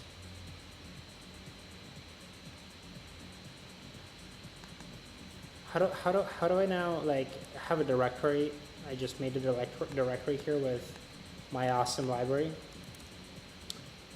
How do I now import this thing?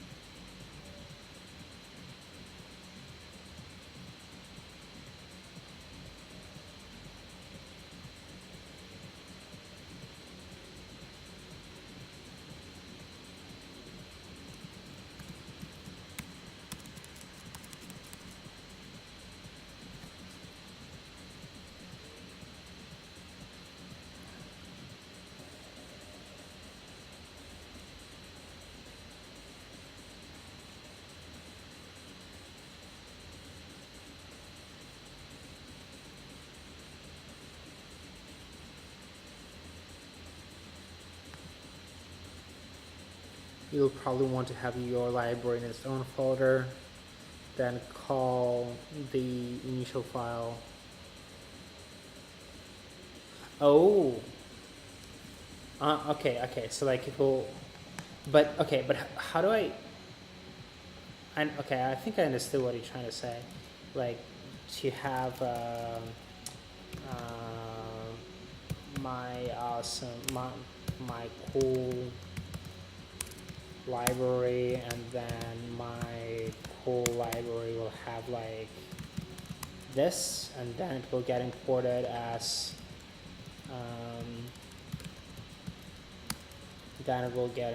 something like that, right? But shit, okay. Okay, whatever. But that's not what I want to do. I just want to have, like, a directory with multiple, like, libraries in it. So like something like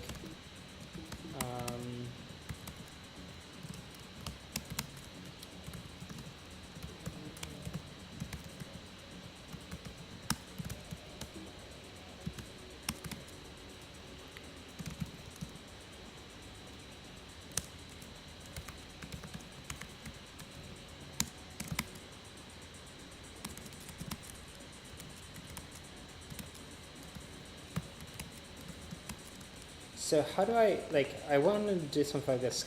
How can I reference this, like, library thing?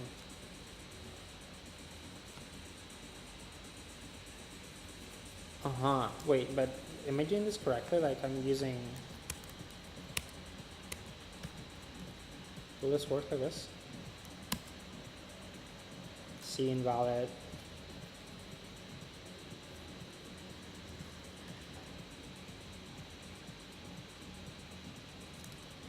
It's not liking me at all.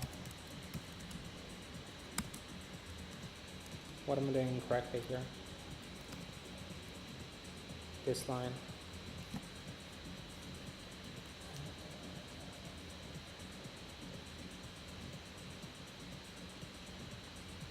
Will it still recognize that it's... See, it's not recognized.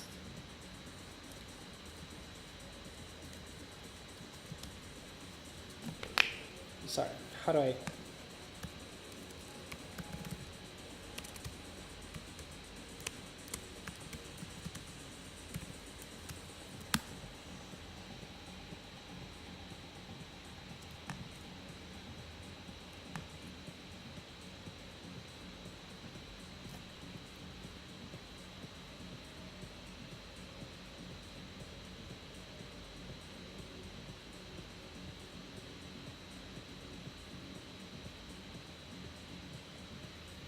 It should be a full path or something? No, I'm just trying to, I'm still trying to, like, my awesome lib is still my awesome lib, you know? Oh shit, did I killed stuff, but anyway, I can still have things like this, right? Don't save. This thing, see, it's still my awesome lib. I'm not using my cool lib, my awesome lib. How do I reference this thing? Import util.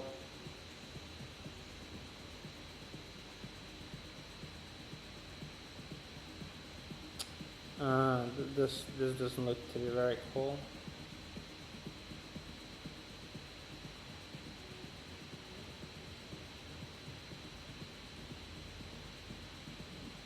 Oh, wait. So,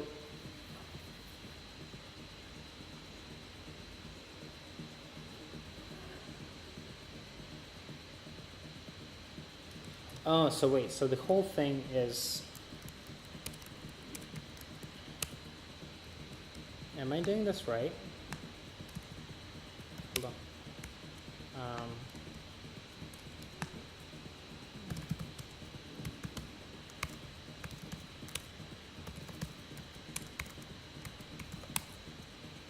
How about now? Ooh, damn. Okay, now I got it. Okay, so I created the init code, which Python, which is just blank, and then I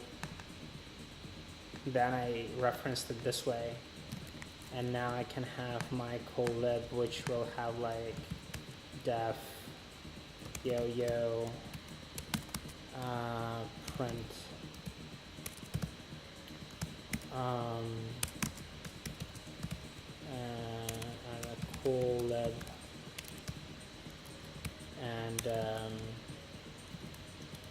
and I can do something like my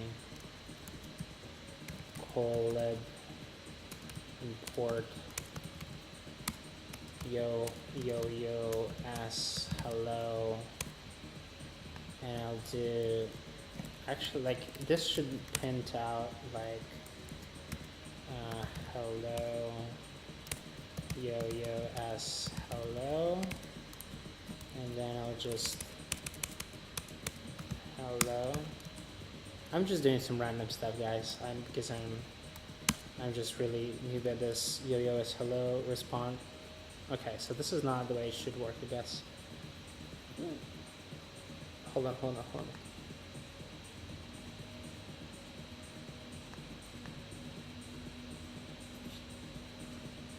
Wait, so am I not supposed to do this? Yeah? Oh shit. Wrong. So nah. God. Okay. Am I not supposed to do this?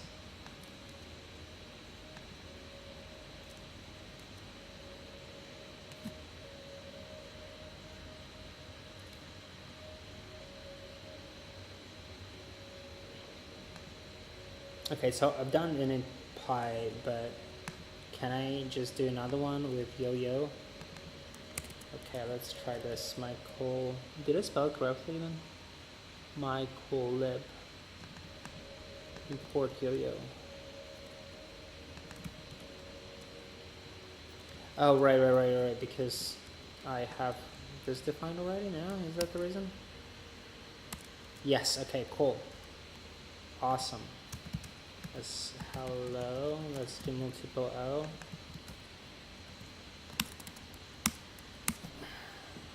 Nice. Okay, not too bad, not too bad. Yeah, the timing. Creor 99. It's not very easy to pronounce the names, but I'm doing my best. Thanks guys for your support. Okay, what else should I build, or like what else should I learn in Python? Because I'm gonna be heading out soon. It's getting late and I'm getting tired. And this was supposed to be just like an hour, but I'm really excited that you guys are here with me.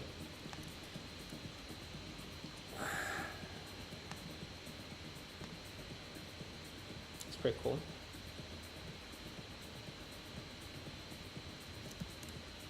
All right, what have we done today? Let's make like a brief summary.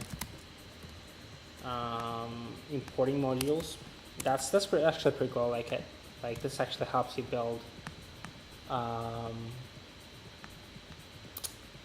stuff that is more extendable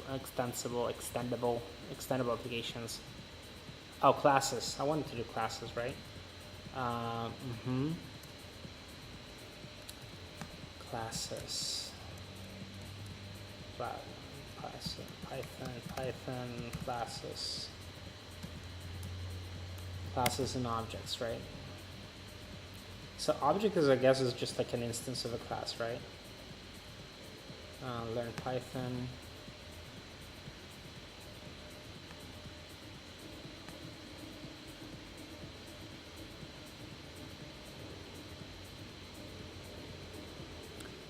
Yeah, probably I won't go in depth in Flask in this video. Maybe in the following ones. But Python GUI, interesting. Oh god. Okay, this reminds me like, what is it, 2018? So I guess 9 years ago, I was just in a class doing like C# or .NET and making forms and making Windows applications was not very exciting, I have to say. So this reminds me of that, like where you create every single item. This is hell. I'd rather use like electronic HTML. Or is it useful sometimes, I wonder?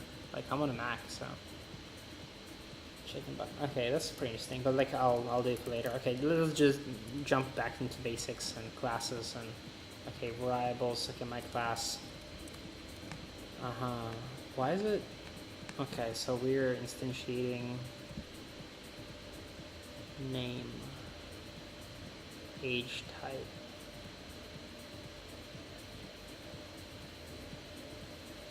What's going on here? Maybe like this. Get name, set name, age, str. Interesting.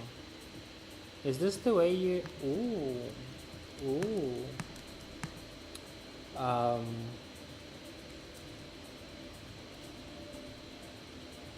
Really?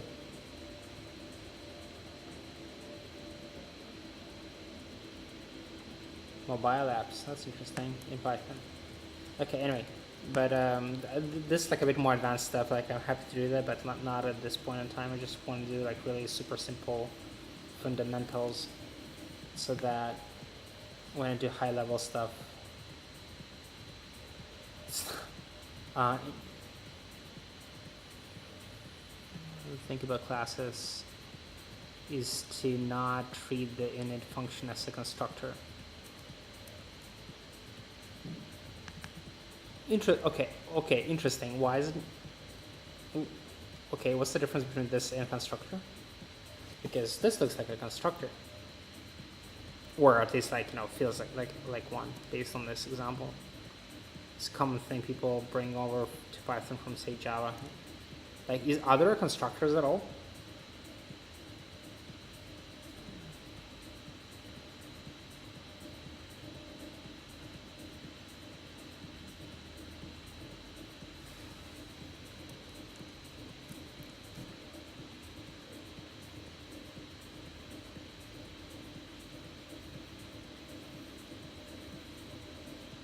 Yeah, get it, and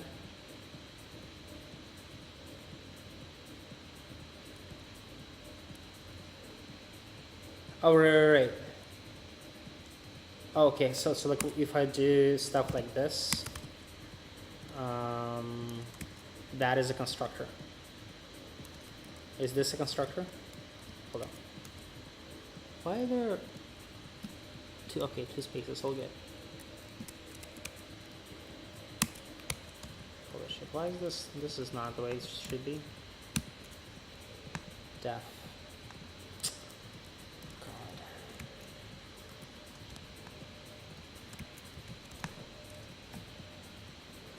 Yeah, interesting. Interesting. How can I pass arguments to this constructor? Or there's no way to pass like the similar way that I'm passing here? Is there a way to like, I don't know. So okay, this is like initialize function. Like it happens when you probably like create an object out of it, right? And then so like when my object, my class,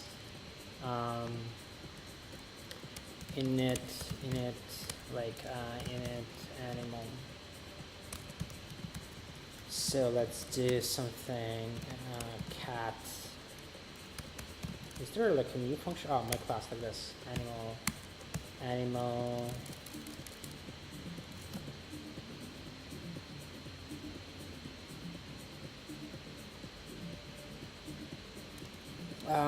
Name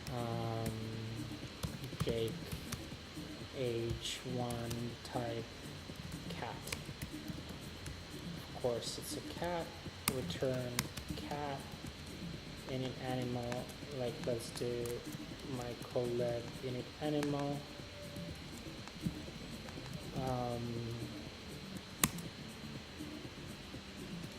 Wait.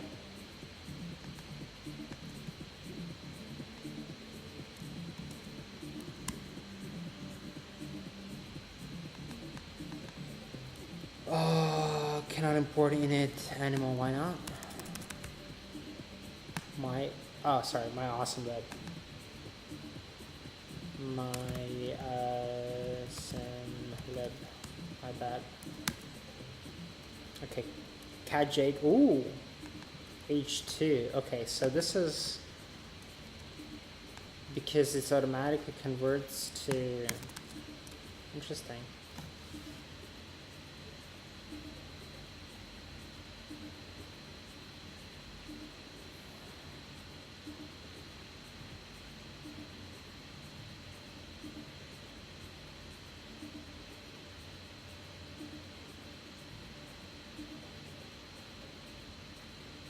Unpythonic. It's not that it won't work when you use the init method as a constructor, but it's where it can lead to some side effects. Wait, so is there a way? It's like, is this a way to go, or people just this is like the default? This is the convention. Is this the convention? to just like list all the variables and arguments in initialize function.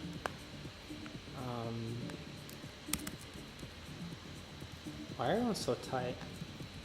I like some space. I like stuff like this. So kind of logically kind of divide it.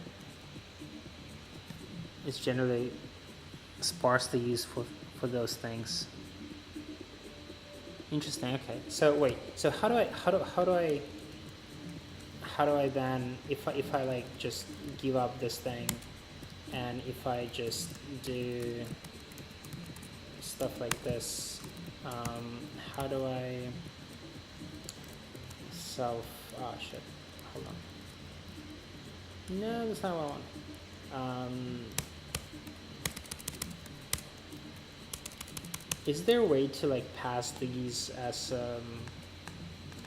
like so that I can still use this constructor? How do I, is there, I don't know, something like whatever it's called, like setting out these arguments, or is it only through init function?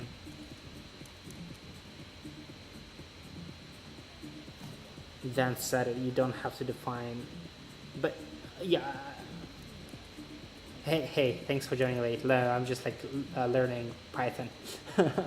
Yeah, we did a few things. Learning classes. All right. Okay. Okay. So basically, there is no way to vanilla codes. Nice vanilla codes. Yeah, we're just learning Python. I'm a JavaScript dev, but I've never worked with Python before. So today I've been doing Python from scratch. Did some of these things. Okay. J cat.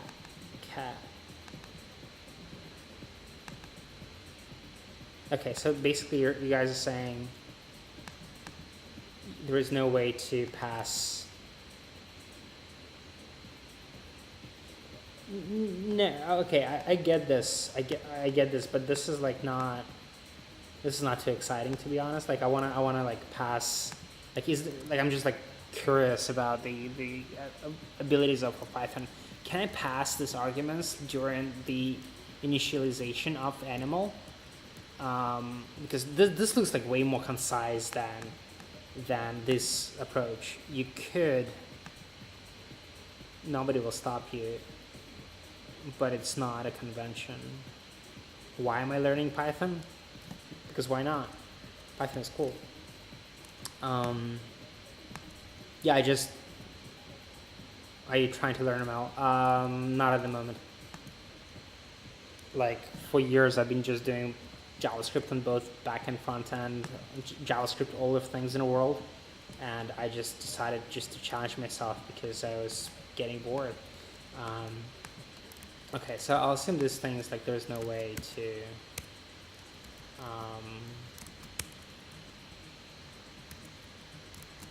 Type cat. So by default, it's going to be a cat. Or no, by default, which will take precedence, I wonder. Return cat. Is a, So, but what if I'll do something like this? No? Sad. What if I...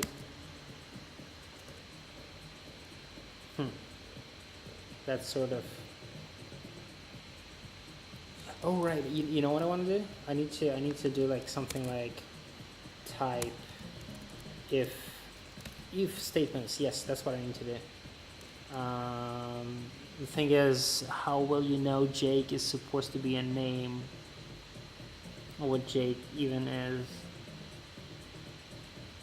Is a proper trigger something conditional? Okay.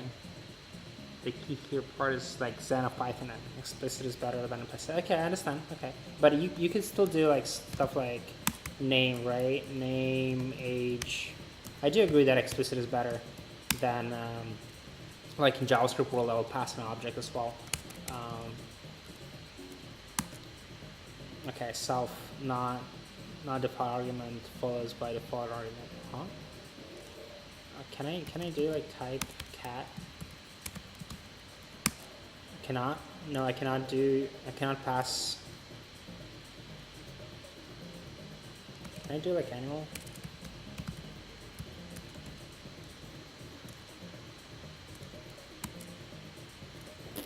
Sad. Can I do? Oops, sorry. Can I do stuff like this? No? I guess, okay. But this is sort of like not very default value, and then a follower with an argument that has no default value. Oh, wait, hold on.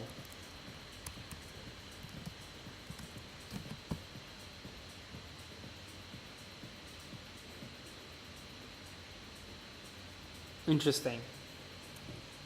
Okay.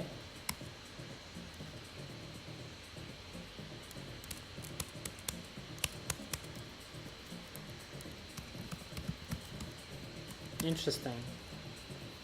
That's an interesting nuance.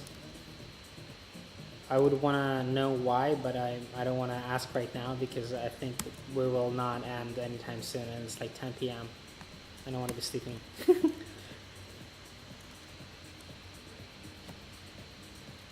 Oops. I just closed the chat.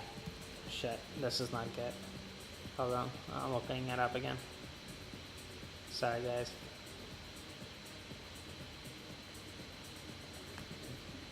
Oh wow, 20 people are watching. Yay, thanks guys. That's pretty exciting.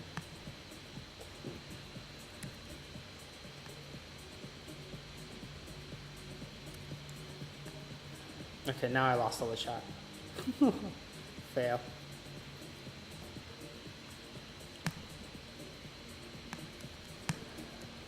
Okay, my variable, okay. Let's do it. Self-type, okay. Is it a star? Oh right, so like the star refers to like any argument, right? It shouldn't be like a star arg.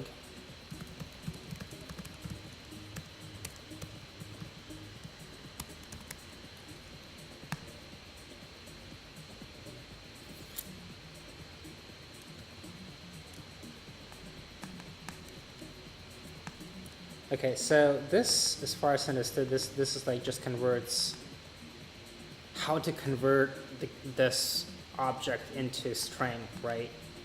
So like basically if str nice, I wonder what will gonna happen if like, okay, so str cat string print.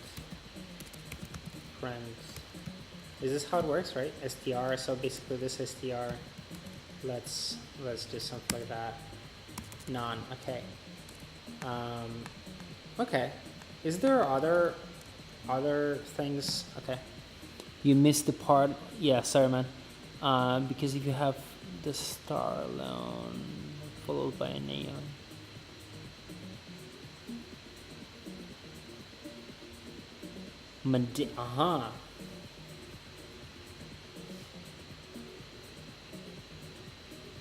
That's an interesting thing. Okay, hold on. Let me experiment with that. So, for example, right now type is.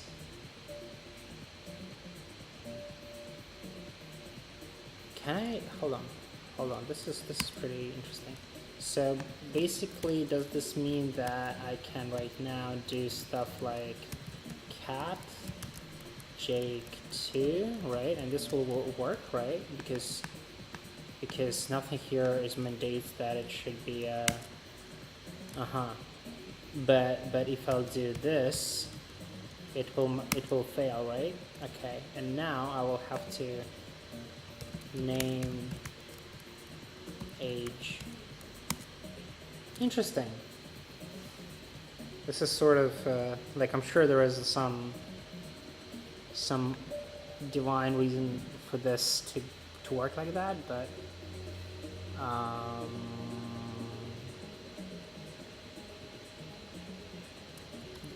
like, I'm not sure whether you heard what I was doing here, but like, this is what you meant, right?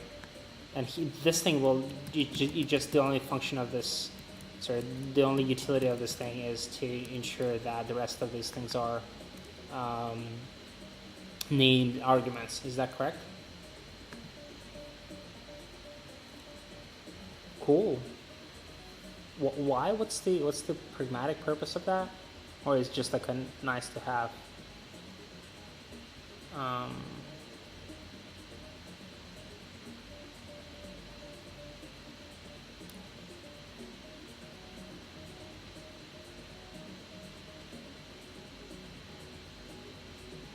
Yeah, but yeah, cool. I understood. That's an interesting thing. What's the like pragmatic use case for that? What's the use case for that? To enforce people to be more explicit in their arguments when calling things. Huh. Okay. Okay. It's an interesting. Okay, is that the only use case? I mean, right now it sounds like a sort of like a developer-friendly hack. So, but if I'll do stuff like, sorry, here. So, do people actually like name functions? Well, self, right? Self. But it is the code over nicer, got complicated. Yeah, okay, I can see the value in that. But is that like the only reason for this thing to exist, or is there other use cases for the star? I like it so far, but other use cases?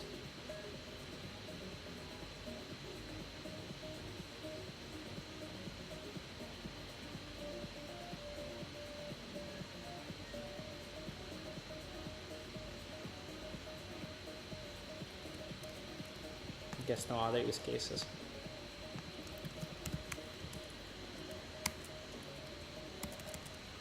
None. Okay, what I wanted to do is, okay, I think so. Okay, I'm kind of familiar with the reasons and more cutting edge stuff behind input, but this has been general trend with Python.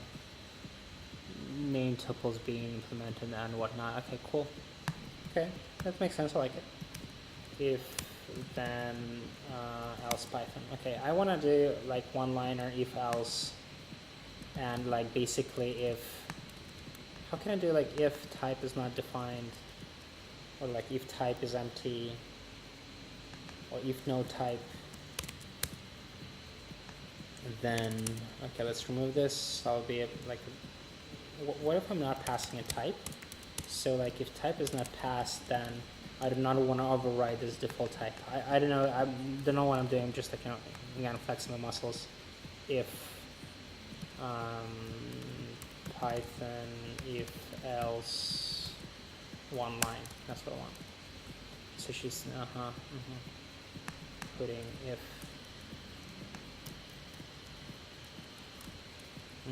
Okay, let's try. If type, is this the way? Sorry about this. Is this the way? Does this work now?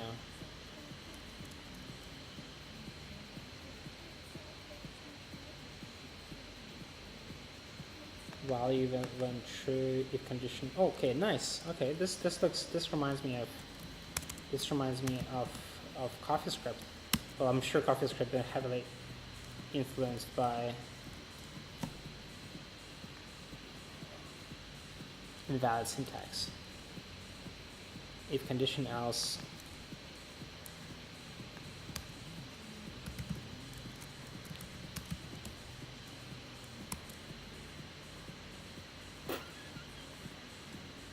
Required keyword argument type.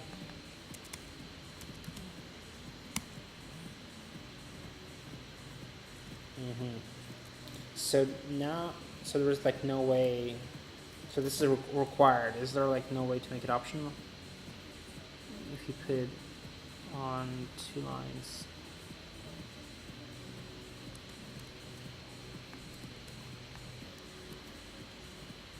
No, it's correct right now. Yeah.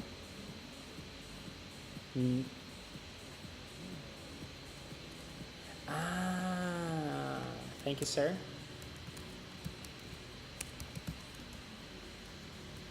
sort of weird, like coming from.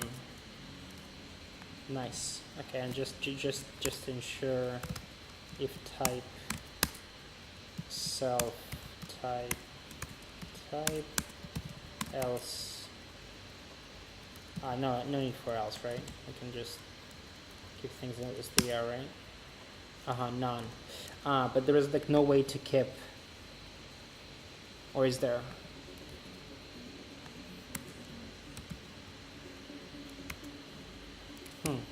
Oh, okay. Else self type.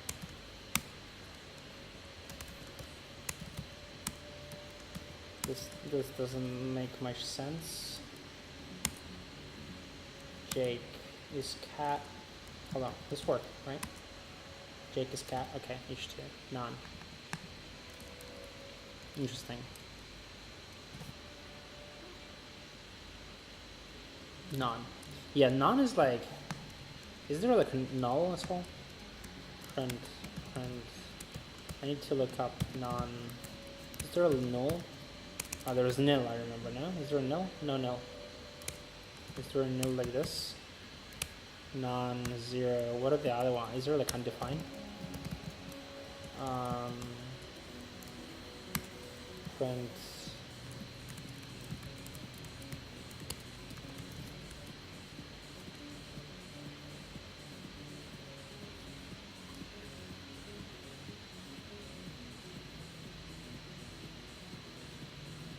Low latency mode. How do I do a low latency mode? Thank you, sir. Yeah, by the way, Digital Sparky, I've been really appreciating your input so far. You seem to be like the programming veteran and Twitch veteran as well. What are the low latency? How do I get the low latency mode? I really need to like optimize my Twitch settings.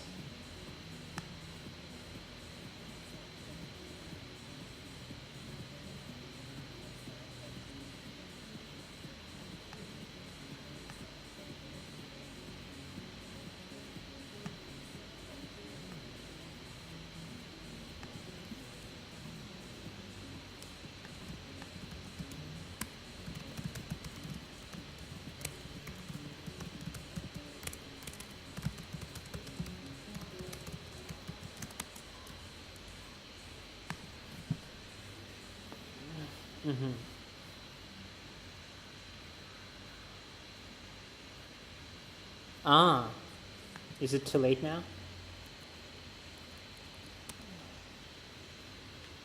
Channel under settings, optimize preference low latency. After enable this setting will take effect the next time you start a broadcast. The channels will not apply to ongoing. Okay. But at least I know how to do that. Where's settings? Settings. Well, settings. Optimization preferences. What? Security and privacy connections.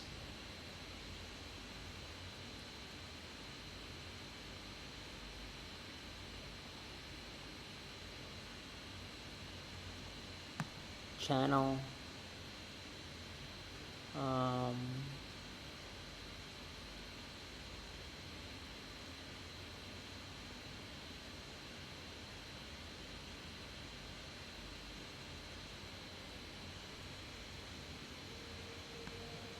Option to set the optimization preference up.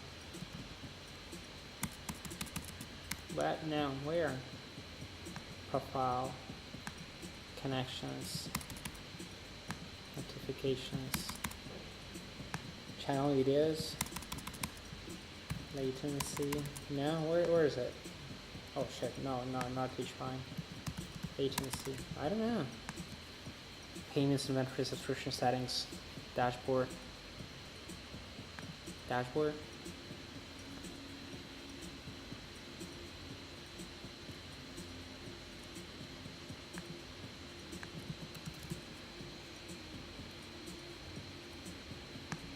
I don't care. I don't worry.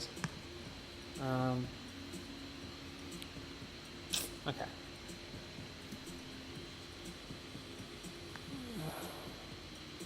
Yeah, I mean the good thing is like it's pretty cool that I think Twitch they're mindful that like they hide your API keys, so you're not in danger, and I don't care about my statistics because I'm not like I'm not a Twitch.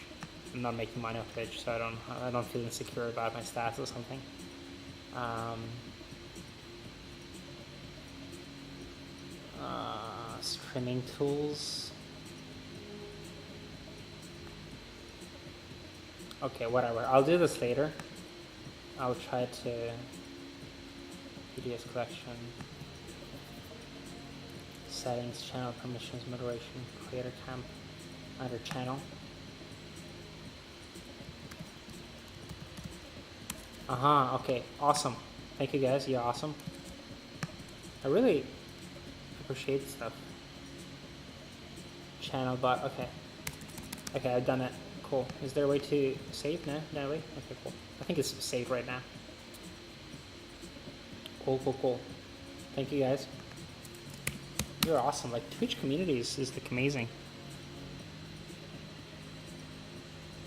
It's like real life interaction. I need to learn a bit more how to get the most out of it. How do I smile better? That's all how to say it's cool. Okay. Is Apple true? Okay. Okay, back to Python. I think I should. Okay, I'll do like 10 more minutes, and we'll call it a day. 10 more minutes. So right now it's like 10:30. 10 more minutes, and I'm gonna be going offline. Okay, what else? What else should I do? If else. If else. Wow, else if. Okay. Elif. That's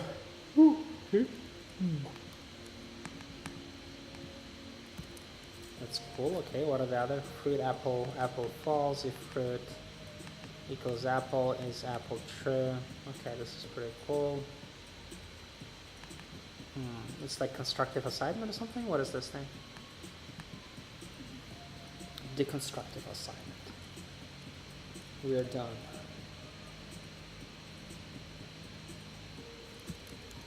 Okay, what else should I do in this? Okay, maybe you guys could explain me. Okay, in 40 minutes I'll gonna go offline. How, like, can I do something else? Like, what are the other functions that are out there, like the standard functions? Can I have like something else, like def, la la la? Is there anything like this? No? I don't know. Nice. Delete. Ooh, delete. Okay, what does it do? PyCharm will be way easier to learn than Python. Oh, list comprehension. List comprehension. Ooh, okay. Len. Okay, len is probably length, right? So I can do like len.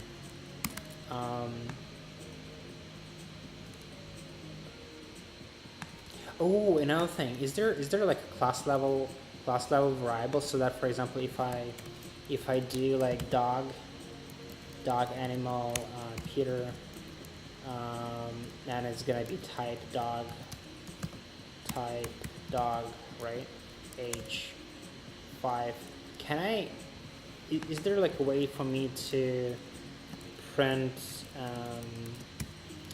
my animals, all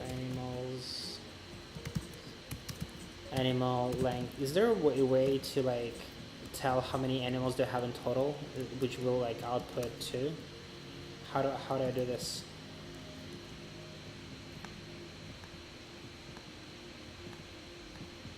Is there a way for me to do this? How do I?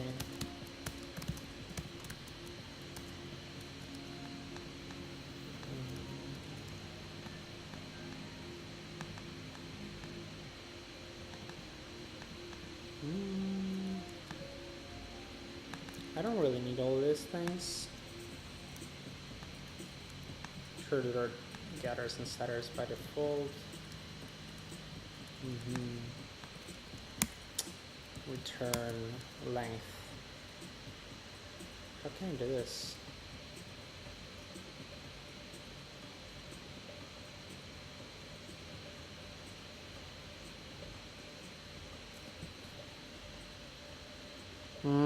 Interesting. I remember C++ had something like that where you could have, well, C++ and Java, I think they had like class level variables.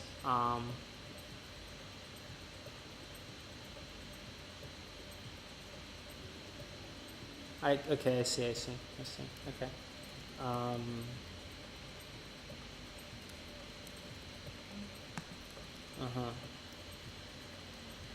Okay, then in this case, if I'll do print len cat,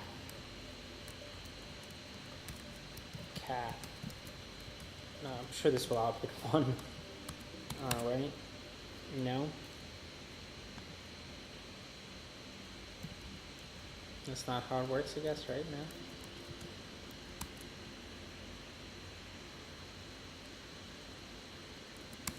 No is not a function. What do I do? Print. Do I need to do like stuff like this or something? Format. Nil is not defined. Why? No, what do I do? Where? Oh, yeah, right, of course, sorry. I need animal.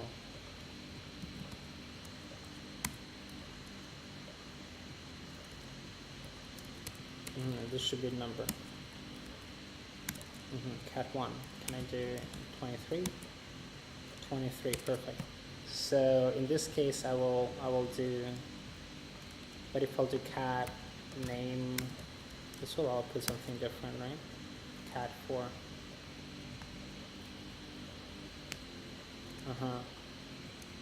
Length.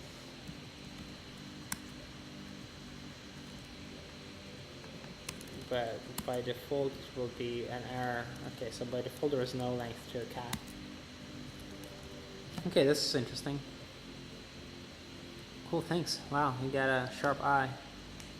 You meant static. Yeah, static. Yeah, exactly. Static variable.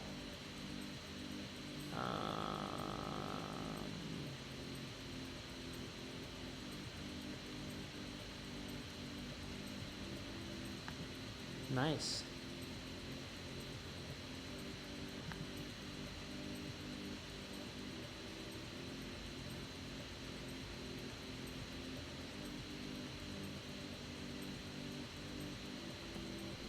So wait.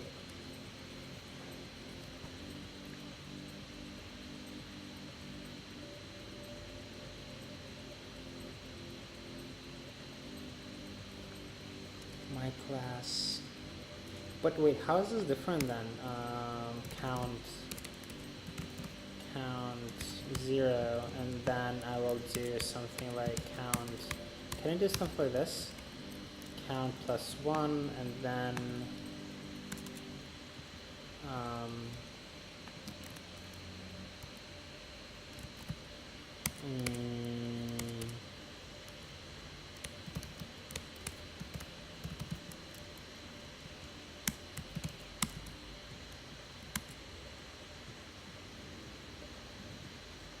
before assignment.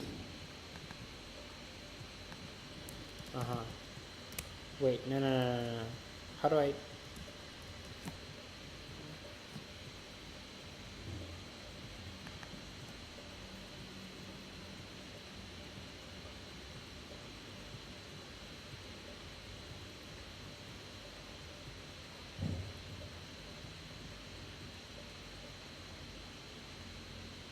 But can I change the static variable from within the class?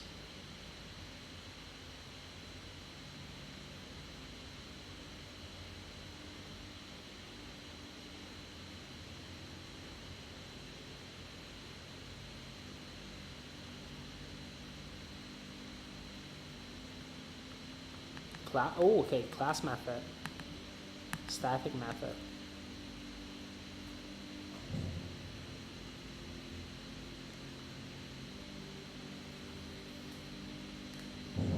Ooh, man, you're You're an expert here. Let's try this.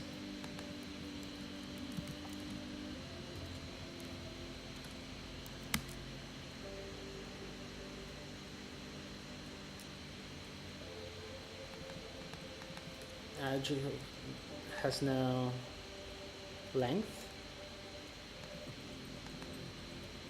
Does this mean, okay, hold on.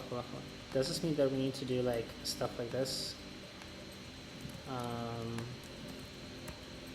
Def lang.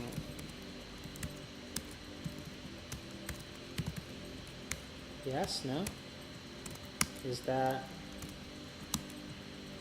animal null count? Is that, holy shit.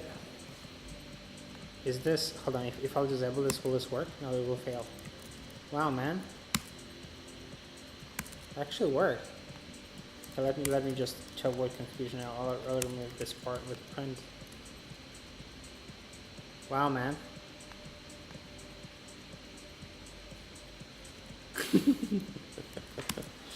That worked. Cat. Okay, hold on. Cat. Just to avoid confusion. Why do I still have a cat length?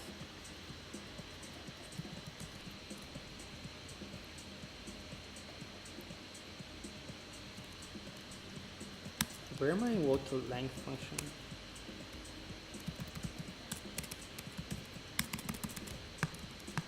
Hold on. So basically dog, this will also be invoking, can I, so this, so it will be still showing the length function. Can I do, where is this like class method? Honestly surprised that worked. Then delete the static function.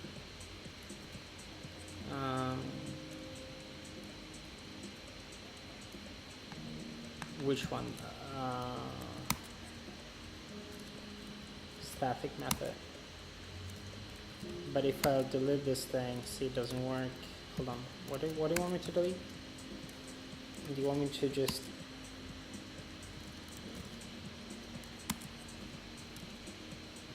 Can I do double? Like can I have this return 1?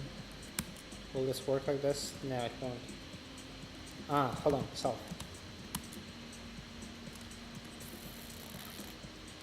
What if I'll... Oh, wow. Holy shit. Okay, hold on. This is interesting. Like again, I'm a newbie, but it's like from programming language perspective, this is like an interesting thing. So that I'm having a static method defined first that works for like animals. I wonder if I can do like plan animal. Will this still work? Animals. Okay, hold on. Nope.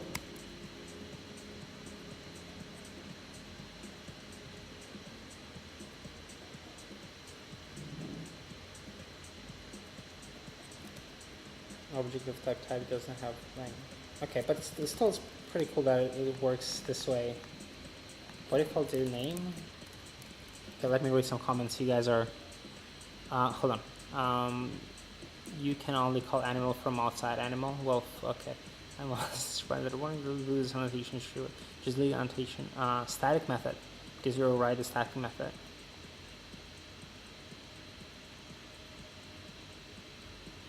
With later.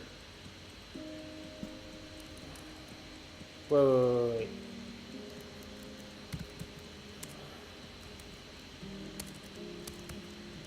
Hold on. So I delete the static method. And okay, let me just comment this out for now.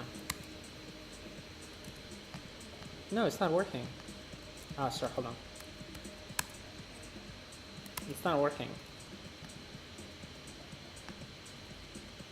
Without the static method, it's not working.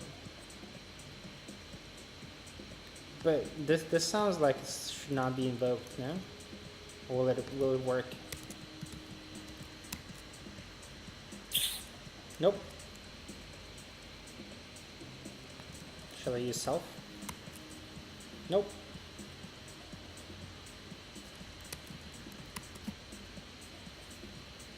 takes 0 position arguments, but 1 was given. See, it says that one argument was still given.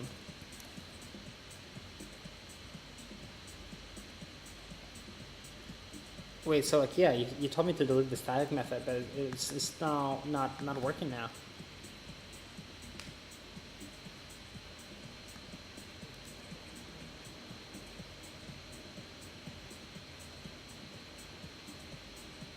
But you told me to delete it. So should I keep the static method, or should I?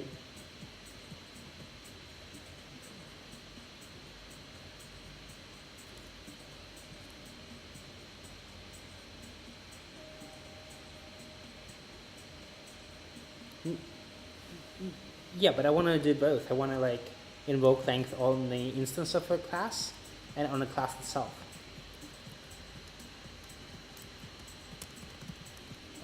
Okay, it's 43 minutes. I'm way over time. Pretty sure there was some mixed messaging here. Yeah, I think we're getting out of sync, and we're getting outside of the same page. Like, I'm trying to have length method working on both. Hold on. On both instances, on the cat and dog, and at the same time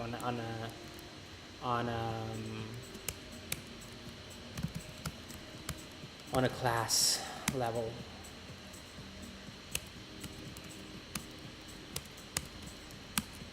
Well, this way it works. Yeah. So like this way it works. It's like I have two length methods. One is returning, like this one is returning just for dog and a cat, and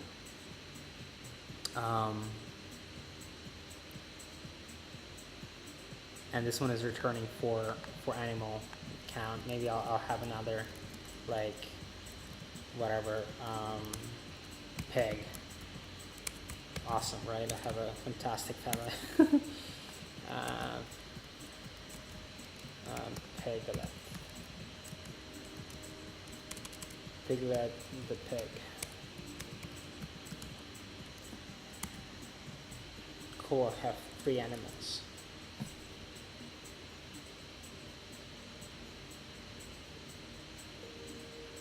Well, man, hope you're fine. Really appreciate you watching, commenting, and giving recommendations. Hope whatever you're taking those painkillers for are, you're getting better, Drink water, exercise, don't drink coffee. F strings. Yeah, Visual Sparky, take care. If you have F strings, okay, Python, F strings. God, I told myself that I need to go to bed right now and improve formatting syntax. Is it this thing? Is this an F string?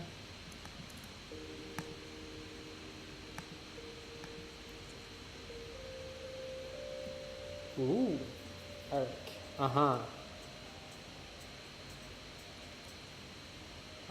Okay. Is this an F string?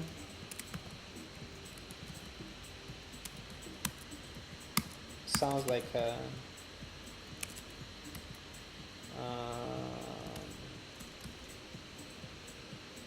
cool. And what's the other one? I don't know how old you are, but just whatever, 25, 19, 65. Is there like plus infinity in Python?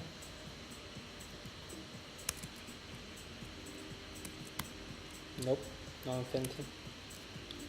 Minus 0. Can I divide by 0? Can I do like 0 division? Can I divide by? Okay, that's sad. Okay. Can I have minus 0? Nope. Okay.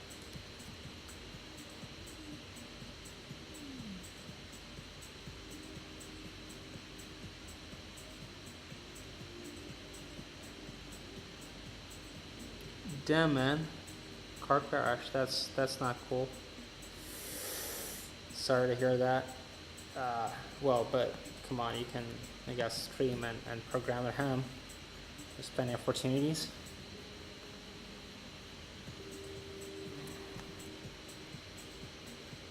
Oh, sorry, it's old school. Okay. Yeah, Digital Sparky, always welcome. Apply to jobs. I think people are looking for Python developers here as well. Go to job list. Okay, F strings. F strings. The improved way to format strings in Python. Okay. Oh, so it's just gonna take the reference the variables that are declared in the variable space, right? So I think this is like something like this. I wonder if this will work. F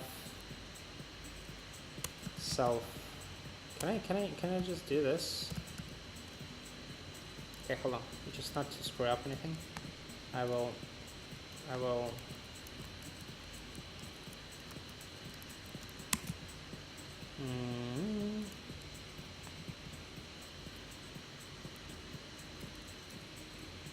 How was it declared here? Okay, hello name.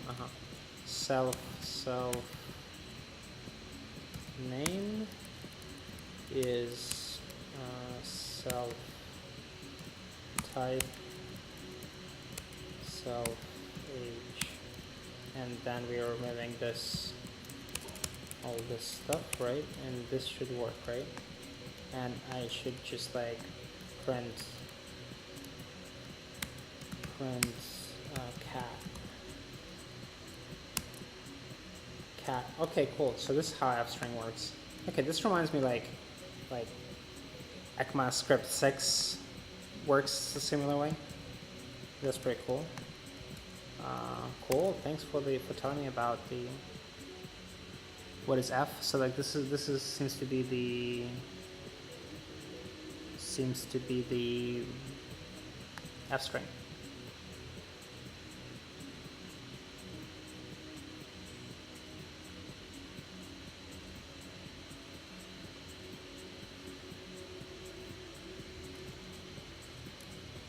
Yeah, cool. Like JavaScript has similar stuff, and like my typical coffee script.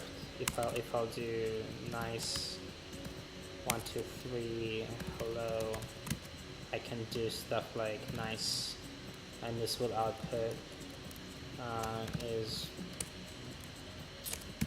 nice string. No.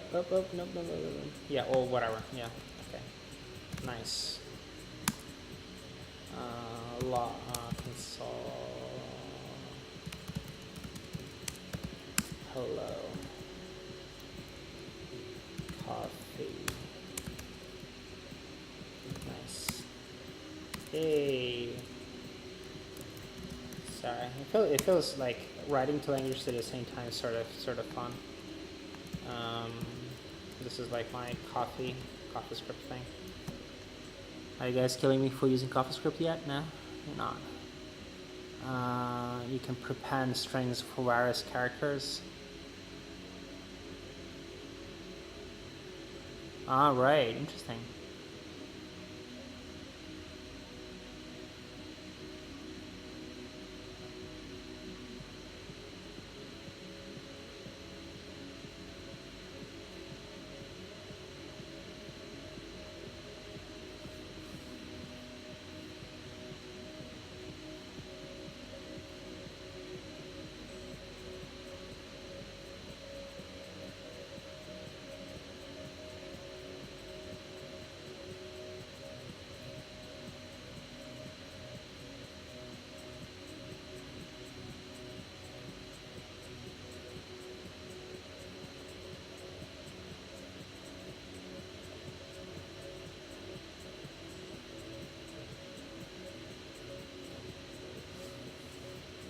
Okay, cool guys.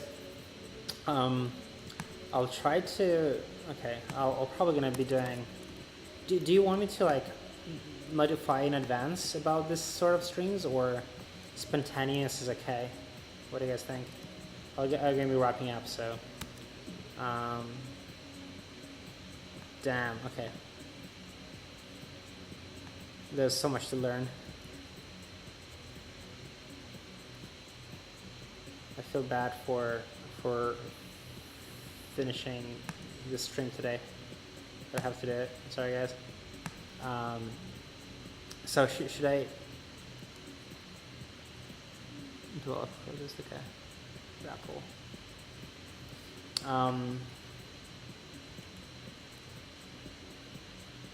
Yeah, thanks so much for watching. I really appreciate it. So I'll just gonna be try PyCharm. Okay. PyCharm. Come on. Is it like okay. This JetBrains creation. I'm sure everything's gonna be. Yeah, I used to use JetBrains before. Wow. Oh God. This is pretty cool. Okay. That's a creative. Sorry, I'm very distracted by this cookie thing. Like, this is creative. Everyone hates this cookie pop-up things. This is like for a developer thing. Batteries included, I'm sure. Nice. That was the one of the most creative. Yes, thanks to cookie opt-in.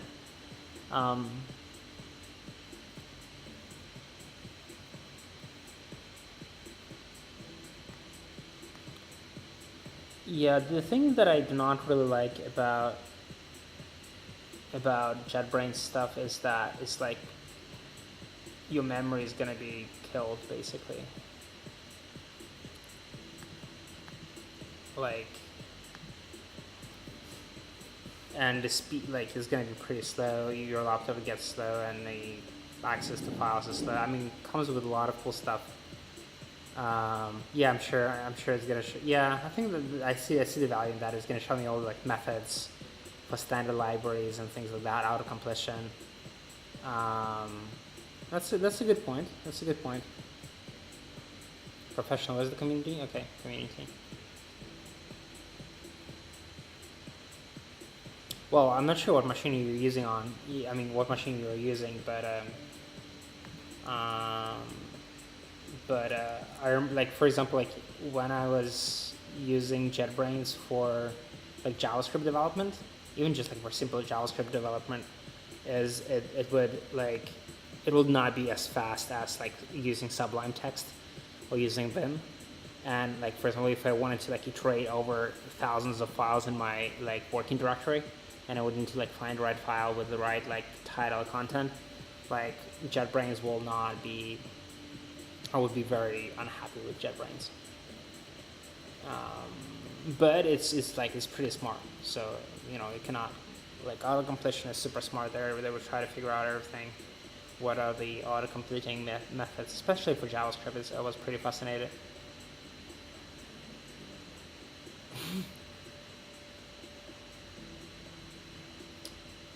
Emacs. Oh God, have 15 years of learning different languages. Trust me, I know. Yeah, I agree with you, man. Sorry, you guys talking between each other. Okay. 15 years of learning different languages. That's a lot of years. Okay. Shall I, like, next time, shall I like announce in advance that I'm streaming, or shall I just like randomly start streaming? Interesting.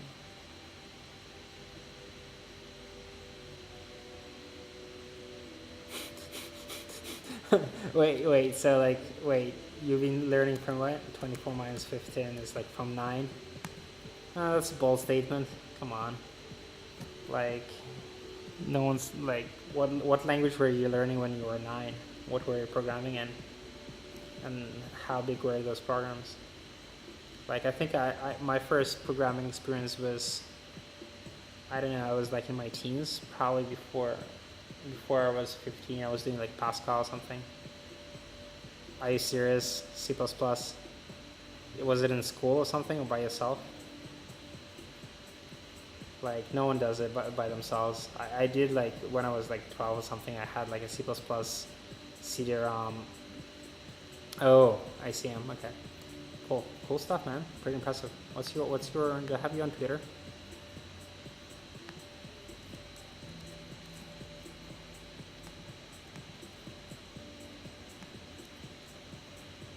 Okay. if parents are programmers, that explains a lot. That's like, congrats, you're lucky. That's a pretty good. Are you on Twitter? Pretty good leg up for programming over other people. Which is it you, Daniel Gruffman? No, it's probably not you. Okay, something's weird going on here. You do not look like this guy.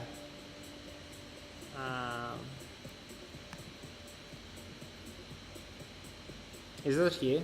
Ah, okay. I try not to use. I'm not a UBK. I'm not using it. Twitter is fine though.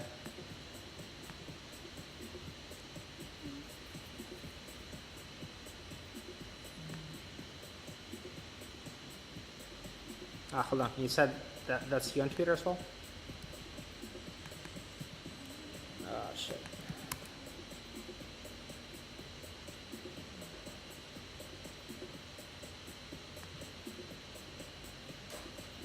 Come on, this is like not a programming friendly.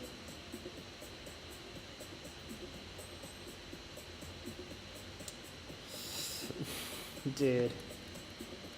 Okay, I'll follow you, but if you post something weird, I'll probably unfollow you pretty quick. Sorry, man.